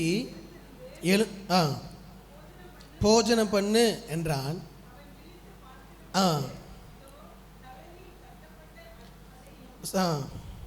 ஒரு பாத்திரத்தில் அப்பொழுது அவன் புசித்து குடித்து திரும்ப படுத்து கொண்டான். போதும். தேவன் அதை எப்படி கையாளுகிறார் என்றால், நமக்கு பலமுறை இந்த வசனத்தை கேட்டிருக்கலாம். தேவன் கையாண்ட விதமே வேறு. தேவன் என்ன பண்ணுகிறார்? அவனுக்கு நன்றாக அவனை தூங்க வைக்கிறார், நன்றாக அவனை சாப்பிட வைக்கிறார். என்ன பண்ணுறாரு சொல்லுங்க? நல்ல தூக்கம், நல்ல சாப்பாடு. பக்கத்துல பார்த்து சொல்லுங்க, நீங்கள் சோர்ந்து போயிருக்கிறீங்களா? நல்லா தூங்குங்க, நல்லா சாப்பிடுங்க. சொல்லுங்க பார்ப்போம். ஏன்னா நம்ம எல்லாருக்குமே தெரியும், நாம் சோர்ந்து போயிருக்கும் பொழுது தூக்கமும் இருக்காது, சாப்பாடும் என்ன பண்ணாது, இருக்காது. எல்லாருமே கடந்து வந்திருப்பீங்க. நீங்கள் சிரிக்கிறதுலே தெரியுது. நாம் சோர்ந்து போகும்போது சாப்பிடவும் மாட்டோம் ஒழுங்கா. சோர்வு சாதாரண விஷயத்துக்காக சோர்ந்து போயிருப்போம். ஒழுங்காக சாப்பிடாததுனால இல்லாத பல பிரச்சனைகளை எடுத்து வச்சுப்போம். அப்புறம் அதிலிருந்து வெளியே வர முடியலன்னு அது ஒரு சோர்வாயிரும் நமக்கு. சோர்வு சாப்பிட விடாது நல்லா. அதே போல் ஒழுங்காக தூங்கவும் விடாது, ஒழுங்காக தூக்கமும் வராது. ஏன்? அதையே நினைத்து கொண்டு யோசித்து கொண்டு தூக்கமும் கெட்டு போயிடும், சாப்பாடும் கெட்டு போயிடும், அதனால் சரீரமும் கெட்டு போயிடும். ஆண்டவர் இன்னைக்கு நிறைய சைக்காட்ரிஸ்ட்டை போனோன்னா ஃபஸ்ட்டு அவங்க என்ன தான் கொடுப்பாங்க அப்படின்னா, தூங்குறதுக்கு 4 நாள் நீங்கள் ஒழுங்காக தூங்கணும், அதுதான் சொல்லுவாங்க. ஆண்டவர் அன்னைக்கே அதை பண்ணிட்டார். 2000 வருஷத்துக்கு முன்னாடியே எலியா சோர்வின் உச்சத்தில் இருக்கிறான், சூசைட் பண்ணி செத்தே ஆக வேண்டும் என்ற நிலையில் இருக்கிறான். ஆண்டவர் ஒன்றும் செய்யலை, நீ சாகக்கூடாதுப்பா, உனக்கு நிறைய வேலை இருக்குது, எதுவும் ஆண்டவர் சொல்லலை. ஆண்டவர் செஞ்சது நன்றாக அவனை தூங்க வச்சார், நல்லா சாப்பிட வச்சார். எந்த கேள்வியும் கேட்கல. சாப்பாடை கொண்டாந்து முன்னாடி வச்சாங்க, நல்லா சாப்பிடு அப்படின்னாரு, சாப்பிட்டான், திருப்பியும் தூங்கினான். அதான் வசனம் சொல்லுது, தலையில் சுடப்பட்ட அடையும் ஒரு பாத்திரத்தில் தண்ணீரும். அவன் இருக்கிற இடத்த விட எந்திரிச்சு கூட போக வேண்டாம், எல்லாமே பக்கத்துலேயே வந்துச்சு. தண்ணியே வந்துச்சு, சாப்பாடு வந்துடுச்சு. யோசிச்சு பாருங்க எப்படி இருக்கும். சாப்பாடு எல்லாமே கையிலே வந்துடும், சாப்பிட்டு தூங்கலாம் நம்ம. ஸோ அப்படிதான் எலியா ஒரு நாள் முழுவதும் இருந்தான். பார்த்தோன்னா அவனை தட்டி எழுப்பி போஜனம் பண்ண என்றான். அவன் புசித்து குடித்து திரும்ப படுத்து கொண்டான். 7ஆம் வசனத்தில் பார்க்குறோம், கர்த்தருடைய தூதன் திரும்ப 2ஆம் தரம் வந்து அவனை தட்டி எழுப்பி, எழுந்திருந்து போஜனம் பண்ணு, நீ பண்ண வேண்டிய பிரயாணம் வெகு தூரம் என்றான். நான் நினைக்கிறேன் கண்டிப்பாக இது ஒரு நாள் ஆயிருக்குன்னு நினைக்கிறேன். ஒரு நாள் நன்றாக தூங்க வச்சுருப்பார், நல்லா சாப்பிட வச்சுருப்பார், திருப்பி அடுத்த நாள் காலையில் எலும்ப வச்சுருப்பார், திருப்பி நல்லா சாப்பாடு கொடுத்துருப்பார். ஏன்? நான் நேற்று வாசிக்கும் போது பார்த்த ஒரு காரியம், 2வது வசனத்தை பாருங்கள். 1 ராஜாக்கள் 19:2 எசபேல் எலியாவினிடத்தில் ஆள் அனுப்பி என்ன சொல்லுகிறாள் வாசியுங்கள். அவர்களிலே ஒவ்வொருவனுடைய பிராணனுக்கும் செய்யப்பட்டது போல நான் நாளை இந்நேரத்திலே உன் பிராணனுக்கு செய்யாதே போனால் போதும். எசபேல் என்ன சொல்லியிருக்கிறா, இன்னைக்கு நான் சொல்கிறேன், நாளைக்கு இந்த நேரத்தில் நீ என்ன பண்ண மாட்ட, உயிரோடு இருக்க மாட்டேன். ஆண்டவன் சொல்கிறாரு, அடுத்த நாள் அந்த நேரம் வர வரைக்கும் பயந்துகிட்டே இருப்பான். அடுத்த நாள் வரைக்கும் என்ன பண்ண வச்சார் ஆண்டு, நல்லா தூங்க வச்சுட்டு. தூங்கி எழுந்ததுக்கப்புறம் அந்த பிரச்சனை ஒன்றுமே இல்லை. பல நேரங்களில் நாம் சோர்ந்து போய் கஷ்டப்பட்டு கொண்டு யோசித்து கொண்டிருக்கிற பல பிரச்சனைகள் கடந்து வந்ததுக்கப்புறம் திரும்பி பார்த்தோம்னா ஒன்றுமே இருக்காது, ரொம்ப சாதாரணமாக இருக்கும். ஆனால் அந்த சூழ்நிலையின் வழியாக போகும் பொழுது அது ஒரு பெரிய மலை போல் நமக்கு முன்பதாக தெரியும். இப்போ கூட இந்த நேரத்தில் கூட நீங்கள் பல பெரிய மலைகளை சந்தித்து கொண்டு இருக்கலாம். நான் சொல்கிறேன், வசனம் சொல்லுகிறது, நீங்கள் அதை தாண்டி வந்ததுக்கப்புறம் பார்த்தீங்கன்னா நத்திங், அது ஒன்றுமே கிடையாது. இயேசுபேல் நாளைக்கு இந்த நேரத்தில் நீ உயிரோடு இருக்க மாட்டேன்னு சொல்கிறா. அதை பார்த்து தான் பயப்படுகிறான், அதை பார்த்து தான் பயந்து ஓடுகிறான். ஆனால் ஆண்டவர் ஒரு நாள் ஃபுல்லாக நல்லா தூங்க வச்சுட்டாரு, நல்லா சாப்பிட வச்சுட்டாரு. அடுத்த நாள் வந்துருச்சு, அடுத்த நாள் அதை பார்த்தாச்சு. இயேசுபேல் சொன்ன வார்த்தை என்ன ஆகலை, நிறைவேறவில்லை. இப்பொழுது தான் அதிலிருந்து நம்ம கற்றுக்கொள்ள வேண்டிய ஒரு காரியம், நீங்கள் ரொம்ப பெரியது, இதிலிருந்து நான் வெளியவே வர முடியாது, இதை தாண்டி என்னால் எதையுமே யோசிக்க முடியாது, இதை தாண்டி நான் எதுவுமே செய்ய முடியாதுன்னு நினச்சிட்டு இருந்தீங்கன்னா நம்முடைய எண்ணம் தான் அது உண்மை அல்ல, அது உண்மை அல்ல. ஏனென்றால் அதை தாண்டி வந்ததுக்கப்புறம் அது ஒன்றுமே இல்லை. ஏன்னா ஒரு இடத்துல எலியா கீழே வாசிக்கும்போது சொல்லுகிறார், எல்லாரையும் அவர் கொன்று போட்டாங்க, எல்லா தீர்க்கதரிசிகளையும், நான் ஒருவன் மாத்திரம் என்ன பண்ணியிருக்கேன், மீதி இருக்கேங்கிறா அப்படின்னு அவன் நினச்சிட்டு இருந்தான். ஆனால் வசந்த பின்னாடி வாசித்து பார்த்தா, தம்பி நீ மட்டும் இல்லை, உன்னை போல் எத்தனை பேர் இருக்கிறாங்க. வசனத்தை வாசித்தது இல்லை போலையே. 18வது வசனத்தை பாருங்கள், 18வது வசனம். ஆனாலும் பாகாலுக்கு முடங்காது இருக்கிற முழங்காலையும் அவனை முத்தம் செய்யாது இருக்கிற வாய்க்காலையும் உடைய 7000 பேரை இஸ்ரவேல் மீதியாக வைத்திருக்கிறார். இவன் நினச்சிட்டு இருக்கான் நம்ம ஒருத்தர் தான்ட்டு. ஆண்டவர் சொல்கிறாரு, நீ மட்டும் இல்லை, உன்னை போல 7000 பேர் இந்த மாதிரி இருக்கிறாங்கப்பா. அதனால் இந்த சோர்வின் நேரத்தில் நம்முடைய எண்ணங்கள், நிறைய எண்ணங்கள் வரும். நீங்கள் என்ன ஃபீல் பண்ணுறீங்களோ அதுதான் உண்மை என்று நமக்கு நினைக்க தோன்றும், ஆனால் இல்லை, அது உண்மை அல்ல.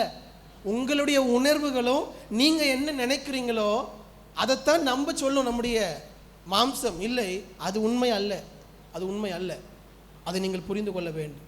நம்ம நினைப்போம், இதிலிருந்து என்னால் வெளியவே வர முடியாது, எனக்கு இதுக்கப்புறம் எதுவுமே முடியாது. இல்லை, ஆண்டவர் சொல்லுகிறார், நீ நினைக்கிற உன் மனசில் அப்படிப்பட்ட எண்ணம் இருக்கிறது உண்மைதான். அந்த ஃபீலிங்ஸ் தப்புன்னு நான் சொல்லலை, ஆனால் அந்த ஃபீலிங் இஸ் நாட் ட்ரூ, அது உண்மை அல்ல. அதைத்தான் நான் சொல்லுகிறேன், அது உண்மை அல்ல. அதை நாம் தாண்டி வர வேண்டும், அந்த உணர்வுகளை நாம் தாண்டி வர வேண்டும். ஆண்டவர் சொல்கிறாரு, முதலாவது நல்லா சாப்பிட வைக்கிறாரு, நல்லா தூங்க வைக்கிறார். அடுத்து 8வது வசனத்தை வாசிங்க. அப்பொழுது அவன் எழுந்திருந்து புசித்து குடித்து அந்த போஜனத்தின் பலத்தினால் 40 நாள் இரவு பகல் ஓரே பெண்ணும் தேவனுடைய பர்வதம் மட்டும் போனான். இந்த ஓரே பெண்ணும் பர்வதம் வேறு எதுவும் அல்ல, சீனாய் மலை தான். அதுதான் ஓரே மலை, சீனாய் மலை.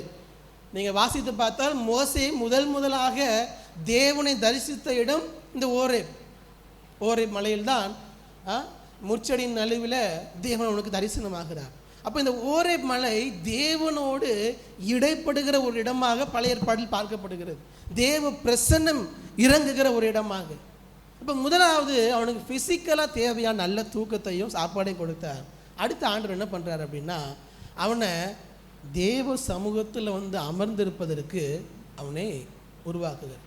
ஆண்டவர் சொல்லவே இல்லை நீ ஓரே மலைக்கு போன்னு சொன்னார் ஆண்டவர். இல்லை, இவன் சாப்பிட்டா நல்ல தெம்பானா 40 நாள் நடந்து போகிறான். 40 நாள் போகிறான். 40 நாள் போன உடனே ஆண்டவர் அவனை பார்த்து ஒரு கேள்வி கேட்குறாரு. 9ஆம் வசனத்தில், இதோ கர்த்தருடைய வார்த்தை அவனுக்கு உண்டாகி என்ன சொல்லுகிறார்? 9ஆம் வசனத்தில், எலியாவே இங்கே உனக்கு என்ன காரியம்? இப்போ தான் ஆண்டவர் அவனோட கேள்வியை கேட்குறார். எத்தனை நாள் கழிச்சு? 40 நாள் கழிச்சு. 40 நாள் அவன் சோர்ந்து போய் சோர்வில் இருந்து 40 நாள் கடந்து வந்ததுக்கப்புறம் ஆண்டவர் அவனை பார்த்து கேட்குறாரு, இங்கே உனக்கு என்ன காரியம்? What are you doing? Why are you here? நீங்கள் எப்படினாலும் எடுத்துக்கலாம். நீ ஏன் இங்கே இருக்கிறாய்? நீ என்ன செய்து கொண்டிருக்க? அதான் அதனுடைய அதை சொல்ல வர அர்த்தம். தேவன் பல நேரங்களில் கேள்விகள் மூலமாக நமக்கு பதிலை தருவார். நான் சொல்கிறது புரியுதா உங்களுக்கு? பல நேரங்களில் தேவன் கேள்விகள் மூலமாக, அவர் நம்மிடத்தில் கேட்கிற கேள்விகள் மூலமாக நமக்கு பதிலை தருவார். ஆண்டவர் கேட்டது சாதாரணமான ஒரு கேள்விதான். நீ என்ன செய்கிறாய்? இங்கே என்ன பண்ணிட்டு இருக்கிற? இங்கே ஏன் இருக்கிற? ஆண்டவர் கேட்ட கேள்வி அவனுடைய இருதயத்தை யோசிக்க வைத்தது. பல நேரங்கள் நாம் சோர்ந்து இருக்கும் பொழுது வேற யாரும் உங்களை எதுவுமே சொல்ல தேவையில்லை. தேவன் கேட்கிற கேள்வி உங்களை நீங்களே ஆராய்ந்து பார்த்தால் போதும், நீங்களே ஈஸியாக அதுலேருந்து வெளியே வந்துடலாம். வேற யாருமே நமக்கு தேவையில்லை, வேற யாருமே தேவையில்லை. பல நேரங்களில் தேவன் கேட்கிற கேள்வி நாம் சாதாரணமாக எடுத்து விடக்கூடாது. நான் ஆல்ரெடி சொல்லியிருக்கிறேன், ஆனாலும் இந்த நேரத்துக்கு தேவைப்படுகிறதுனால சொல்லுகிறேன். நாம் வீட்டில் ஆராதனை ஆரம்பித்து கொஞ்ச நாள் போன நேரத்தில், ஆண்டவரே எங்களுக்கு ஒரு இடம் வேணும், ஒரு சபை நடத்துவதற்கு இடம் வேணும் என்று எல்லாரும் ஜெபித்து கொண்டிருந்தோம், நானும் ஜெபித்து கொண்டிருந்தேன். அப்போ ஆண்டவர் எண்ணத்தில் கேட்ட ஒரு கேள்வி, சபை என்றால் என்ன என்று கேட்டார். நம்ம எல்லாம் எதுக்காக ஜெபிச்சுட்டு இருந்தோம்? எங்களுக்கு ஒரு சபைக்கு ஒரு இடம் வேணும், ஒரு இடம் வேணும் ஜெபிச்சுட்டு இருந்தோம். ஆனால் ஆண்டவர் கேட்ட கேள்வி, வாட் இஸ் சர்ச்? சபை என்றால் என்னன்னு கேட்டார். அந்த கேள்வி நான் ஜெபித்த ஜெபத்திற்கான எல்லா பதிலும் அதுக்குள்ளவே இருந்துச்சு. நான் அதை ரொம்ப விரிவாக சொல்ல விரும்ப ஒரு நேரம் கருதி. அதனால் தேவன் பல நேரங்களில் நம்முடைய இருதயத்தில் சில கேள்விகளை நம்முடைய இருதயத்தில் தருவார். ரொம்ப ரீசெண்டாக சொல்லணுன்னா, போன வாரத்தில் ஒரு நாள் ஜெபிக்கும் பொழுது நான் ஒரு காரியத்துக்காக ஜெபிச்சுட்டு இருந்தேன். ஆனால் ஆண்டவர் என்னை பார்த்து கேட்ட கேள்வி, உன் வாழ்க்கையிலே உனக்கு ரொம்ப முக்கியமானது என்னன்னு கேட்டார். அந்த கேள்வி வேறு எதை குறித்து என்னால் ஜெபிக்கவே முடியவில்லை. அந்த கேள்வியை உங்களுக்கு முன்பதாக நான் வைக்க விரும்புகிறேன். தேவ சமூகத்தில் நீங்கள் போகும்பொழுது, what is important to you? உங்கள் வாழ்க்கையில் உங்களுக்கு ரொம்ப முக்கியமானது எது? நீங்கள் எங்கே சுற்றி போனாலும் கடைசியில் எங்கே தான் வரணும்னா, ஆண்டவரே உங்கள் சமூகம் தான், உங்கள் பிரசன்னம் தான். நான் உங்கள் கூட இருப்பதை விட இந்த உலகத்தில் எதுவும் என்னை திருப்திப்படுத்த முடியாது, எதுவும் எனக்கு பெரிதல்ல. தேவன் கேட்கிற சில கேள்விகள் நமக்கான பதில்களாக மாறும். அப்படித்தான் எலியாவை பார்த்து தேவன் இந்த கேள்வியை கேட்கிறார். அதோடு கூட தேவன் விடவில்லை. அவனை சரீரப்பிரகாரமாக சாப்பாடை கொடுக்கிறார், தூங்க வைக்கிறார், அவனை ஓட வைக்கிறார், தேவ பிரசன்னத்துக்கு வர வைக்கிறார், கேள்வியை கேட்கிற அவனை பார்த்து 10வது வசனத்தை வாசிங்க. அதற்கு அவன்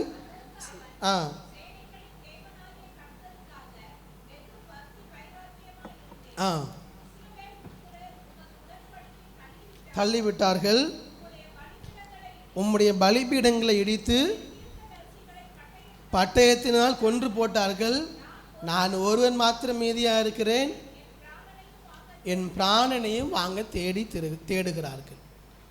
நல்லா பார்த்தீங்கன்னா ஆண்டவர் கேட்ட கேள்விக்கும் இவர் சொன்ன பதிலுக்கு ஏதாவது சம்மந்தம் இருக்குதா? இல்லை. ஆனால் ஆண்டவர் என்ன பண்ணுறாருன்னா, அவன் இருதயத்தில் இருக்கிறது எல்லாவற்றையும் கொட்டுவதற்கு அங்கே ஒரு இடத்தை தேவன் கொடுக்கிறார். நீங்கள் பல நேரங்களில் மன ரீதியாக சோர்ந்து இருக்கும் பொழுது உங்களுக்கு தேவையான மிக முக்கியமான ஒரு காரியம் என்னவென்றால், உங்கள் இருதயத்தில் என்ன இருக்குன்னு உங்களுக்கு தெரியாது, எது உங்களை சோர்வுக்குள்ளாக்குன்னே தெரியாது. ஆனால் சோர்ந்து போயிருப்போம், ஒரு மாதிரி கலக்கத்தில் இருப்போம், ஏனென்றே தெரியாது. அதற்கு ஒரே வழி, தேவ சமூகத்தில் போய் அதை கொட்டுங்க. உங்கள் மனசில் எது காயப்படுத்துது, எது சோர்வுக்குள்ளாக்குது, எது உங்களை இன்னும் கீழே தள்ளுகிறது, தேவ சமூகத்தில் போய் pour out your emotions, உங்கள் உணர்வுகளை எல்லாம் அவருடைய சமூகத்தில் கொட்டுங்கள். அதை விட ஒரு மருந்து இந்த உலகத்தில் வேற எதுவும் கிடையாது, வேற எதுவும் கிடையாது. தேவ சமூகத்தில் உங்கள் உணர்வுகள் எல்லாம் கொட்டும் பொழுது எப்படிப்பட்ட காரியமாக இருந்தாலும் சரி, எப்படிப்பட்ட காரியமாக இருந்தாலும் சரி, அதை தாண்டி வருவதற்கு தேவையான பலனை தேவன் தர போதுமான. எத்தனை பேருக்கு உங்கள் உணர்வுகளை தேவ சமூகத்தில் கொட்டுகிற பழக்கம் இருக்கிறது? யோசிச்சு பாருங்க. இன்னைக்கு பல நேரங்களில் நம்முடைய எமோஷ்னலாக நாம் சோர்ந்து போகும் பொழுது நம்மால் அதை மேற்கொள்ள முடியாததற்கு ஒரு முக்கியமான காரணம், we don't have the practice of pouring out our emotions to God. நமக்கு தேவ சமூகத்தில் போய் நம்முடைய உணர்வுகளை, நம்முடைய இருதயத்தை, நாம் என்ன நினைக்கிறோம் என்பதை வார்த்தையினால் அவரிடத்தில் கொட்டி பழக வேண்டும். நீங்கள் உடனே இது ரொம்ப பெருசாக நினைக்க வேண்டாம். சிம்பிள், அவர் சமூகத்தில் போய் உட்கார்ந்து என் மனசில் என்னெல்லாம் இருக்குங்கிறத சற்று யோசித்து அவரிடத்துல சொல்லுங்கள். அவ்வளோதான், வேறு ஒன்றும் கிடையாது. உணர்வுகளை கொட்டுவது என்பது ஒரு பெரிய சூத்திரமெல்லாம் இல்லை, ஃபார்முலாலாம் இல்லை, ரொம்ப சிம்பிள். உங்கள் மனசில் எதெல்லாம் உங்களை சோர்வுக்குள்ளாக்குது அவர் சமூகத்தை சொல்லுங்கள். நிறைய பேர்கிட்ட நான் கேட்டிருக்கிறேன், நானே சொல்லியிருக்கிறேன் பல நேரங்களில், எது டிஸ்டர்ப் பண்ணதுன்னே தெரில, ஆனால் எனக்கு எப்படி இருக்குது, சோர்வாக இருக்குது, ஸ்ட்ரெஸ்ஸாக இருக்குது, டிப்ரெஷனாக இருக்குது. எல்லா வீட்லேயும் எல்லா பெண்களும் கண்டிப்பாக ஆண்கள்கிட்ட சொல்லியிருப்பாங்க, எல்லா பெண்களும். ஆனால் என்னென்னா நமக்கு அது உண்மை அல்ல. எது உங்களை சோர்வுக்குள்ளாக்குதுன்னே தெரிலங்கிறது உண்மை அல்ல. நாம் என்ன என்பதை அறிந்து கொள்வதற்கு நாம் தயாராக இல்லை. உங்களை எது கவலைக்குள்ளாக்குது, எது உங்களை ஸ்ட்ரெஸ் ஆக்குது, சோர்வுக்குள்ளாக்குது, தேவ சமூகத்தில் வார்த்தையினால் அறிக்கையிடுங்கள் அல்லது எழுதுங்கள். தேவன் சமூகத்தில், ஆண்டவரே இதெல்லாம் எனக்கு கஷ்டப்படுத்துது, எழுதுங்கள். அதை விட ஒரு ரிலீஃப் வேறு எதுவுமே கிடையாது. வார்த்தையினால் சொல்லுங்கள், இல்லாட்டி எழுதுங்கள். எலியா எல்லாத்தையும் மனுஷர்களை கொட்டிட்டான்.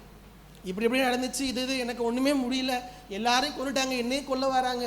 இப்படி அவன் மனசில் இருந்த எல்லா ஆதங்கங்களையும் தேவ சமூகத்தில் கொட்டுகிறான். ஆண்டவர் தடுக்கவே இல்லை, அவனை தடுக்கவே இல்லை. லெட் ஹிம் ஸ்பீக், சொல்லு, எல்லாத்தையும் சொல்லுப்பா, விட்டுட்டார். நீங்கள் ஆண்டவர் சமூகத்தில் போய் அழுதுட்டீங்கன்னு வச்சுக்கோங்களேன், அதுக்கப்புறம் வரக்கூடிய மன திருப்தியை போல, நிறைவை போல வேறு எதுவும் கிடையாது. அதை அனுபவித்தவர்களுக்கு மட்டும்தான், அனுபவித்தவர்கள் மட்டும்தான் சொல்ல முடியும். நீங்கள் என்னெல்லாமோ செய்து அதை சரி பண்ணலாம், அவங்களை மறந்து விடலாம், அந்த காயத்தை மறந்து விடலாம், அல்லது அந்த சூழ்நிலையை மேற்கொண்டு வந்துடலாம். இல்லை இல்லை, முடியவே முடியாது. நீங்கள் தேவ சமூகத்தில் போய் அவர்கிட்ட எல்லாத்தையும் கொட்டுற வரைக்கும் அது உங்கள் சிந்தையை விட்டு போகவே போகாது. ஏதோ ஒரு ஓரத்தில் வைத்து கொண்டே இருக்கும், மனதில் மூளையில் இருந்துகிட்டே இருக்கும். ஏதாவது ஒரு நேரத்தில் வெடித்து விடும். அதனால் எல்லாவற்றையும் என்ன பண்ணிடுங்க, அவர்கிட்ட போய் கொட்டி விடுங்க. எலியா அதைத்தான் செய்கிறார். மூன்றாவதாக, நேரம் ஆகிவிட்டது, வேகமாக செல்கிறேன். முதலாவது, வாட் இஸ் யுவர் ரெஸ்பான்ஸ்? சோர்வு வரும்பொழுது நாம் அதை எப்படி கையாளுகிறோம்? ஃபைட் பண்ணுறோமா அல்லது ஃப்ளைட் பண்ணுறோமா? தேவ பலத்தோடு எதிர்த்து நிற்க போகிறோமா அல்லது தப்பித்து ஓடிக்கொண்டே இருக்க போகிறோம்? ரெண்டாவது, வாட் இஸ் காட்ஸ் ரெஸ்பான்ஸ்? தேவன் அதற்கு என்ன பதில் தருகிறார்? சரீர பிரகாரமான ஓய்வை தருகிறார், சில கேள்விகளை அவனிடத்தில் கேட்கிறார், அவனுடைய இருதயம் முழுவதையும் ஊற்றுவதற்கான இடத்தை ஏற்படுத்தி கொடுக்கிறார். நீங்கள் பல நேரங்களில் நான் யாரிடத்தில் சொல்லி அழுவது, யாருமே என்னை புரிந்து கொள்ள மாட்டிக்கிறாங்கன்னு நினைக்கலாம். ஆனால் கிறிஸ்தவர்களாகிய நாம் அதை சொல்லக்கூடாது. நீங்கள் எந்த நேரத்திலும் உங்களை புரிந்து கொள்ளக்கூடிய ஒருவர் யாருன்னா நம்முடைய தேவன். எந்த நேரத்தில் நம்முடைய உணர்வுகள் ரொம்ப சில்லியாக இருக்கலாம், சாதாரணமானதாக இருக்கலாம். பல நேரங்களில் ஒரு சாதாரணமான காரியம் உங்களுக்கு ரொம்ப கஷ்டமாக இருக்கலாம், ஆனால் அதை கூட வேல்யூ பண்ணுறவர் யாருன்னா நம்முடைய தேவன். உங்கள் கணவன் சொல்லலாம், இதெல்லாமல் ஒரு பிரச்சனை அப்படின்னு நம்ம நினைக்கலாம். அல்லது உங்கள் மனைவி சொல்லலாம், ஏன் நீங்கள் சும்மா தேவையில்லாமல் இப்படி பண்ணிடுறீங்க. மனைவி சொல்லலாம், கணவன் சொல்லலாம், பிள்ளைகள் சொல்லலாம். ஆனால் உங்கள் உணர்வுகள் தேவன் முன்பதாக ஒரு நாளும் சாதாரணமானதல்ல. நீங்கள் அவர் சமூகத்தில் வடிக்கிற கண்ணீரும் சாதாரணமானதல்ல. வசனம் சொல்லுகிறது, உங்கள் கண்ணீர் ஒவ்வொன்றும் அவர் துருத்தியில் சேர்த்து வைக்கிறார். அதனால் உங்கள் உணர்வுகளை அவர்கிட்ட கொட்டும் பொழுது இட் ஹேஸ் அ வேல்யூ, அதற்கான மதிப்பு இருக்கிறது. He listen to your emotions. உங்கள் உணர்வுகளை கேட்கிற தேவனாக அவர் இருக்கிறார். மூன்றாவதாக சொல்லுகிறேன், 11-12 வசனங்களை ஒரு வாசியுங்கள். 11, அப்பொழுது அவர், நீ வெளியே வந்து நீ கர்த்தருக்கு முன்பதாக பர்வதத்தில் நில் என்றார். கர்த்தர் கடந்து போனார், கர்த்தருக்கு முன்பதாக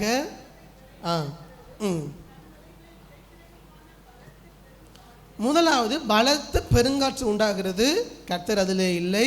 அடுத்து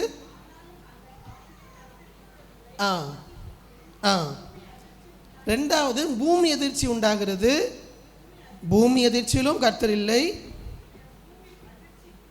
மூன்றாவதாக அக்கினி உண்டாகிறது, அக்கினியிலும் கர்த்தர் இல்லை. அக்கினிக்கு பின் அமர்ந்த மெல்லிய சத்தம் உண்டாயிற்று. நேரமாகிவிட்டது, வேகமாக செல்கிறேன். மூன்றாவது, listen to his small little voice.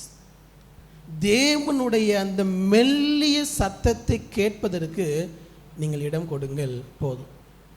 தேவனுடைய அந்த மெல்லிய சத்தத்தை கேட்பதற்கு இடம் கொடுங்க. ஆண்டவர் சொல்லுகிறார், வசனம் சொல்லுகிறது, முதலாவது பலத்த பெருங்காற்று, ஆனால் தேவன் இல்லை. இரண்டாவது பூமி அதிர்ச்சி, அதிலும் தேவன் இல்லை. மூன்றாவது அக்கினி, அதிலும் தேவன் இல்லை. ஏன் இந்த 3 காரியங்கள்? இது 3 காரியங்களுமே தேவன் பழைய ஏற்பாட்டில் ஜனங்களுக்கு அப்படித்தான் வெளிப்படுகிறார். மோசே மலையில் மேல் இருக்கும் பொழுது அக்கினியாக வெளிப்படுகிறார், பெருங்காற்றாக வெளிப்படுகிறார், பூமி அதிர்ச்சி, யாருமே எல்லாரும் பார்த்து பயப்படுவார்கள். ஆனால் தேவனுங்க என்ன பண்றாருன்னா, அப்படி டிராமாட்டிக்கா எந்த காரியம் நடக்கல. தேவன் சாதாரண மெல்லிய சத்தம் அங்கே உண்டாயிற்று. 12வது வசனம், மெல்லிய சத்தத்தை கேட்கணும்னா நீங்க என்ன பண்ணணும்?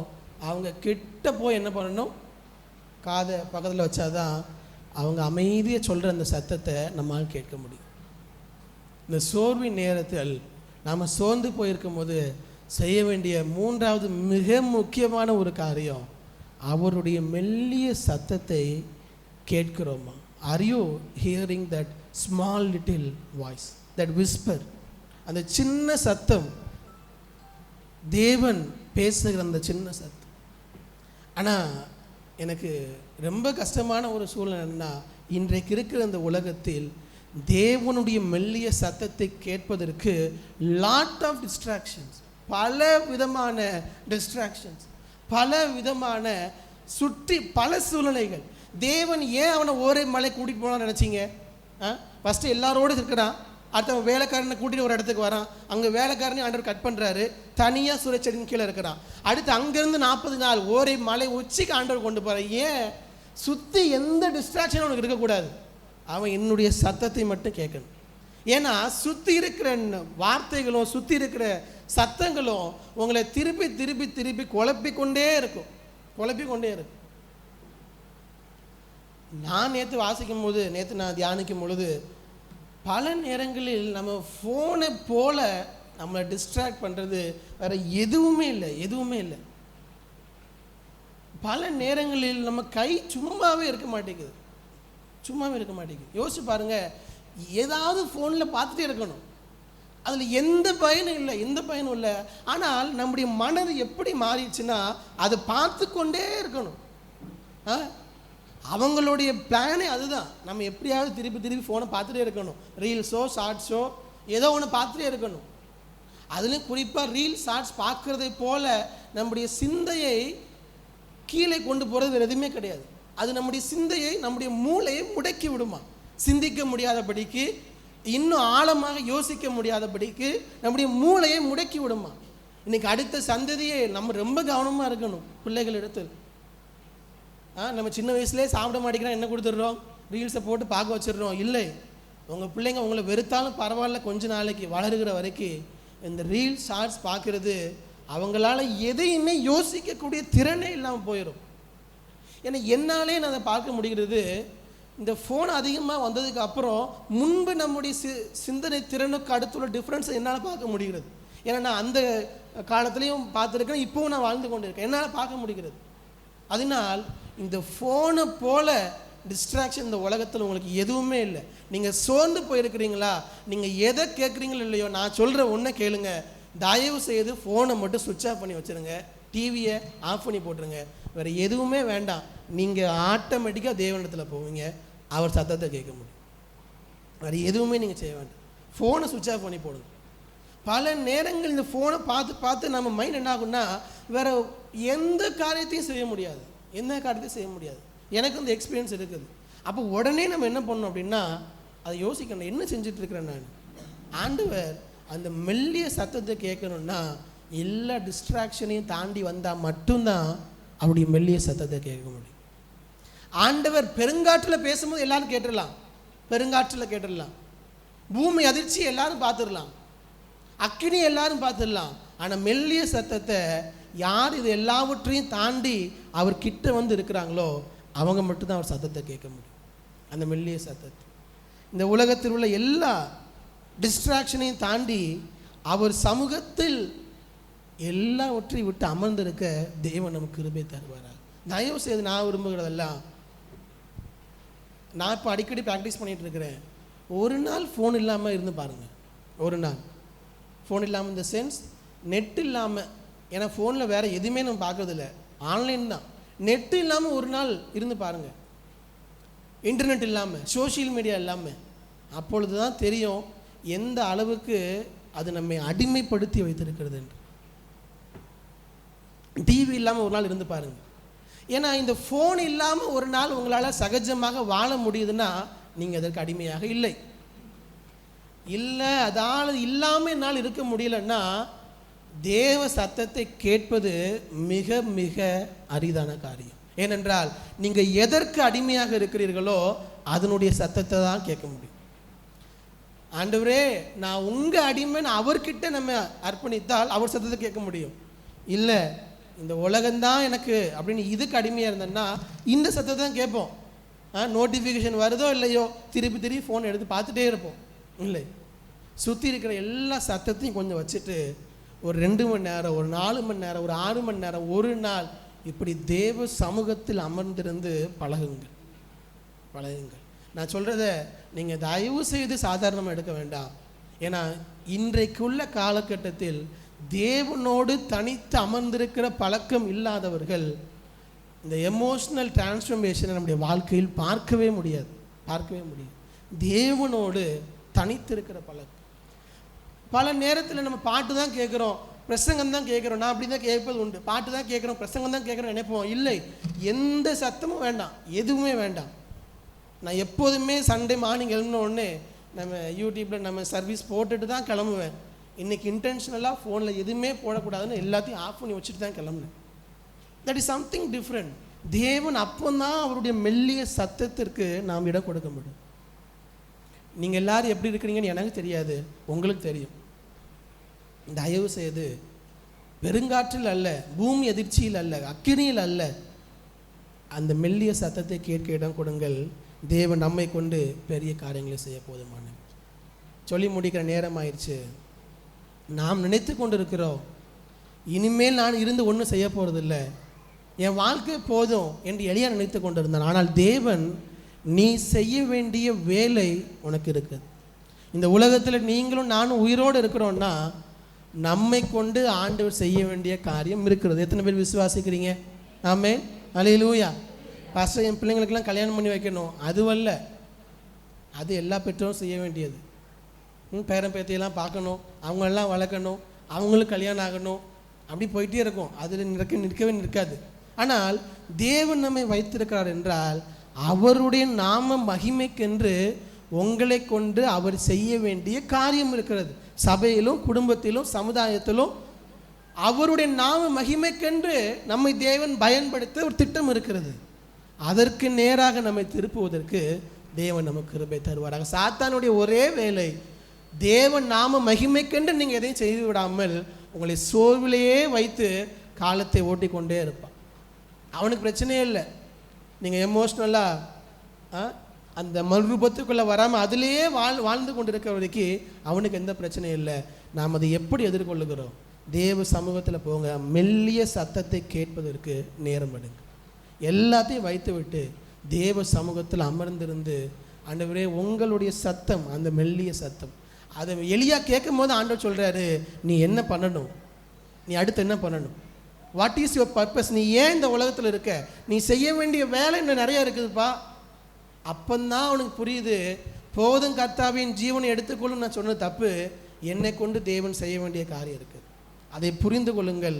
தேவன் நம்முடைய உணர்வு பூர்வமாக நம்மை மறுரூபமாக்க அவர் போதுமானவர். நம்ம எல்லா இடங்களை கண்களை மூடி இருக்கிறவங்களை எளிமை நின்று நம்ம ஜெபித்து முடிக்க போகிறோம். ஆண்டவரை பார்த்து சொல்லுவோம், ஆண்டவரே நீங்கள் இந்த காலை நேரத்தில் என்ன நிலையில் இருக்கிறீங்கன்னு எனக்கு தெரியாது, ஆனால் ஆண்டவருக்கு தெரியும். மனதளவில் உணர்வு பூர்வமாக நான் என்ன நிலையில் இருக்கிறேன் என்பது உங்களுக்கு தெரியும் ஆண்டவரே. ஆண்டவரத்தில் சொல்லுங்க, அப்பா உங்களுக்கு தெரியும் ஆண்டவரே. மன ரீதியாக அநேக காரியங்களை நம்மால் மேற்கொள்ள முடியாமல் இருக்கிற ஆண்டவரத்தில் சொல்லுங்க, அப்பா என்னால முடியல ஆண்டவரே, என்னால முடியல. அவரிடத்துல நீங்க கொட்டுங்க, அறிக்கை எடுங்க. பல நேரத்தில் அவர் சமூகத்துக்கு வருவதற்கு பல தடைகள், பல டிஸ்ட்ராக்ஷன்.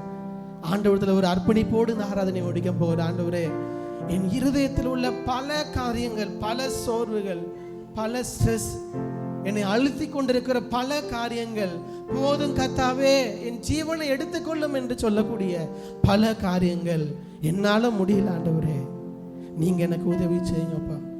அவரை பார்த்து சொல்வீங்களா? உண்மையாக அவரை பார்த்து நடக்க முடியல டாடி, நடக்க முடியல, நடக்க முடியல டாடி, நடக்க முடியல. தாங்கி கொள்ளுங்க, கரத்தில் ஏந்தி கொள்ளுங்க, தாங்கி கொள்ளுங்க, கரத்தில் ஏந்தி கொள்ளுங்க. இது பாடலாக நம்ம பாடுகிறோம். இதை உங்க ஜெபமா ஆண்டவர்கிட்ட சொல்லுங்க. இது உங்களுடைய பிரேக்கிங் பாயிண்டா இருக்கட்டும். ஆண்டவரிடத்துல உங்க உணர்வுகளை ஊற்றுகிற அந்த முதல் படியாக இது இருக்கட்டும். ஆண்டவர்கிட்ட சொல்லுங்க, ஆண்டவரே இந்த எல்லா காரியங்களையும் ஃபேஸ் பண்றதுக்கு என்னால முடியல, ஃபேஸ் பண்ண முடியல. உங்க பலனை தந்து என்னை தாங்கி கொள்ளுங்கப்பா. அவரை பார்த்து கரங்களை உயர்த்தி சொல்லுவோமா? உண்மையாக சுத்தி இருக்கிற யாரையும் நம்ம பார்க்க தேவையில்லை. ஆண்டவரே என்னுடைய மனதில் மனப்பூர்வமாக அவரை பார்த்து சொல்லுங்க. எல்லாவற்றையும் அவருடைய சமூகத்தை ஊற்றி செல்வோமா? கரங்களை உயர்த்தி. நடக்க முடியல டாடி, நடக்க முடியல, நடக்க முடியல. அவ்வளவுதான் உங்க சத்தம்மா. முழு பலத்தோட அவரத்துல சொல்லுவோமா? தாங்கி கொள்ளுங்க, கரத்தில் ஏந்தி கொள்ளுங்க, தாங்கி கொள்ளுங்க, கரத்தில் ஏந்தி கொள்ளுங்க. நீங்க நடந்து போகிற பாதைகள் எப்படி வேண்டுமானாலும் இருக்கலாம். ஆனா ஆண்டவர் சொல்லுகிற வார்த்தை, என்னுடைய மெல்லிய சத்தத்தை நீ கேள். எல்லாம் சுத்தி இருக்கிற எல்லாவற்றையும் வைத்து விட்டு அவருடைய மெல்லிய சத்தத்தை கேட்பதற்கு இன்றைக்கு நீங்கள் ஆயத்தமாக இருக்கிறீர்கள். அதுதான் ஒரே கேள்வி. இந்த ஒரு கேள்வியோடு உங்களை அனுப்புகிறேன். ஆண்டவர் கேட்கிறார், இந்த வாரத்தில் என்னுடைய மெல்லிய சத்தத்தை கேட்க நீ தயாரா இருக்கிறியா? நீ தயாரா இருக்கிறியா? எல்லாவற்றையும் வைத்து விட்டு என் சமூகத்தில் அமர்ந்திருந்து என்னுடைய மெல்லிய சத்தத்தை நீ கேட்டு எத்தனை நாள் ஆகிறது? இந்த சோர்வு எல்லாவற்றையும் தாங்கக்கூடிய பலன் அந்த மெல்லிய சத்தத்தில் இருக்கிறது. ஆண்டவரே, எங்க சபையில் உள்ள ஒவ்வொருவருக்கும், எங்க சபைக்கு, எல்லா குடும்பங்களுக்கு, மன ரீதியாக சோர்வுக்குள்ள இருக்கக்கூடிய ஒவ்வொரு இருதயத்திற்கும் அப்பா உங்களுடைய மெல்லிய சத்தம் எங்க இருதயங்களை தேற்றட்டும். ஆண்டவரே, தொடர்ந்து ஓடுவதற்கு தேவையான பலனை தரட்டும். ஆண்டவரே, நீ அப்படி செய்ய போற தயவுக்காக உமக்கு நாங்கள் நன்றி செலுத்துகிறோம். ஆராதனைக்கு வந்த ஒவ்வொருவரையும் பேர் பேராய் ஆண்டவரே நீர் தொட்டு ஆசீர்வதிக்கும்படியாக ஜெபிக்கிறோம். அவங்க இருதயத்தில் உள்ள குழப்பங்கள், கண்ணீர்கள், அலைச்சல்கள், கவலைகள் எல்லாவற்றையும் நீர் அறிந்திருக்கிறீர். உங்க சமூகத்தில் ஊற்றுவதற்கு இந்த வாரத்தில் ஆண்டவரே அவர்கள் நேரம் எடுக்க எங்களுக்கு கிருபை தாரும். உங்க மெல்லிய சத்தத்தை ஆண்டவரே சுற்றி எவ்வளவோ பிஸியா இருந்தாலும், எவ்வளோ டைட்டா இருந்தாலும், தேவ சமூகத்தில் அமர்ந்திருந்து மெல்லிய சத்தத்தை கேட்க எங்கள் இருதயத்தை பக்குவப்படுத்துங்க. ஜெபிக்கிற ஒவ்வொருவருக்கும் பரிசுத்த ஆவியானவரே இந்த வாரத்தில் அப்படிப்பட்ட கிருபைகளை தாங்க. உங்க சமூகத்தில் காத்திருக்கக்கூடிய கிருபையை தருவீராக. எல்லாவற்றையும் உங்க திருக்கரத்தில் தருகிறோம். இயேசுவின் நாமத்தில் ஜெபிக்கிறோம் நல்ல பிதாவே, ஆமென். நாம் எல்லாரும் சேர்ந்து சொல்லுவோம். என் ஆத்மாவே கர்த்தரை ஸ்தோத்திரி, என் முழு உள்ளமே பரிசுத்த நாமத்தை ஸ்தோத்திரி. என் ஆத்மாவே கர்த்தரை ஸ்தோத்திரி, சகல உபகாரங்களையும் மறவாதே. ஆமென். நம்முடைய கர்த்தராகிய இயேசு கிறிஸ்துவின் கிருபையும் பிதாவாகிய தேவனுடைய அன்பும் பரிசுத்த ஆவியானவருடைய சந்தோஷமும் சமாதானமும் நம் அனைவரோடும் சகல பரிசுத்தவானோடும் கூட அவருடைய வருகை நாட்பரியந்தம் என்றென்றும் இருப்பதாக. ஆமென். ஆமென். அல்லேலூயா.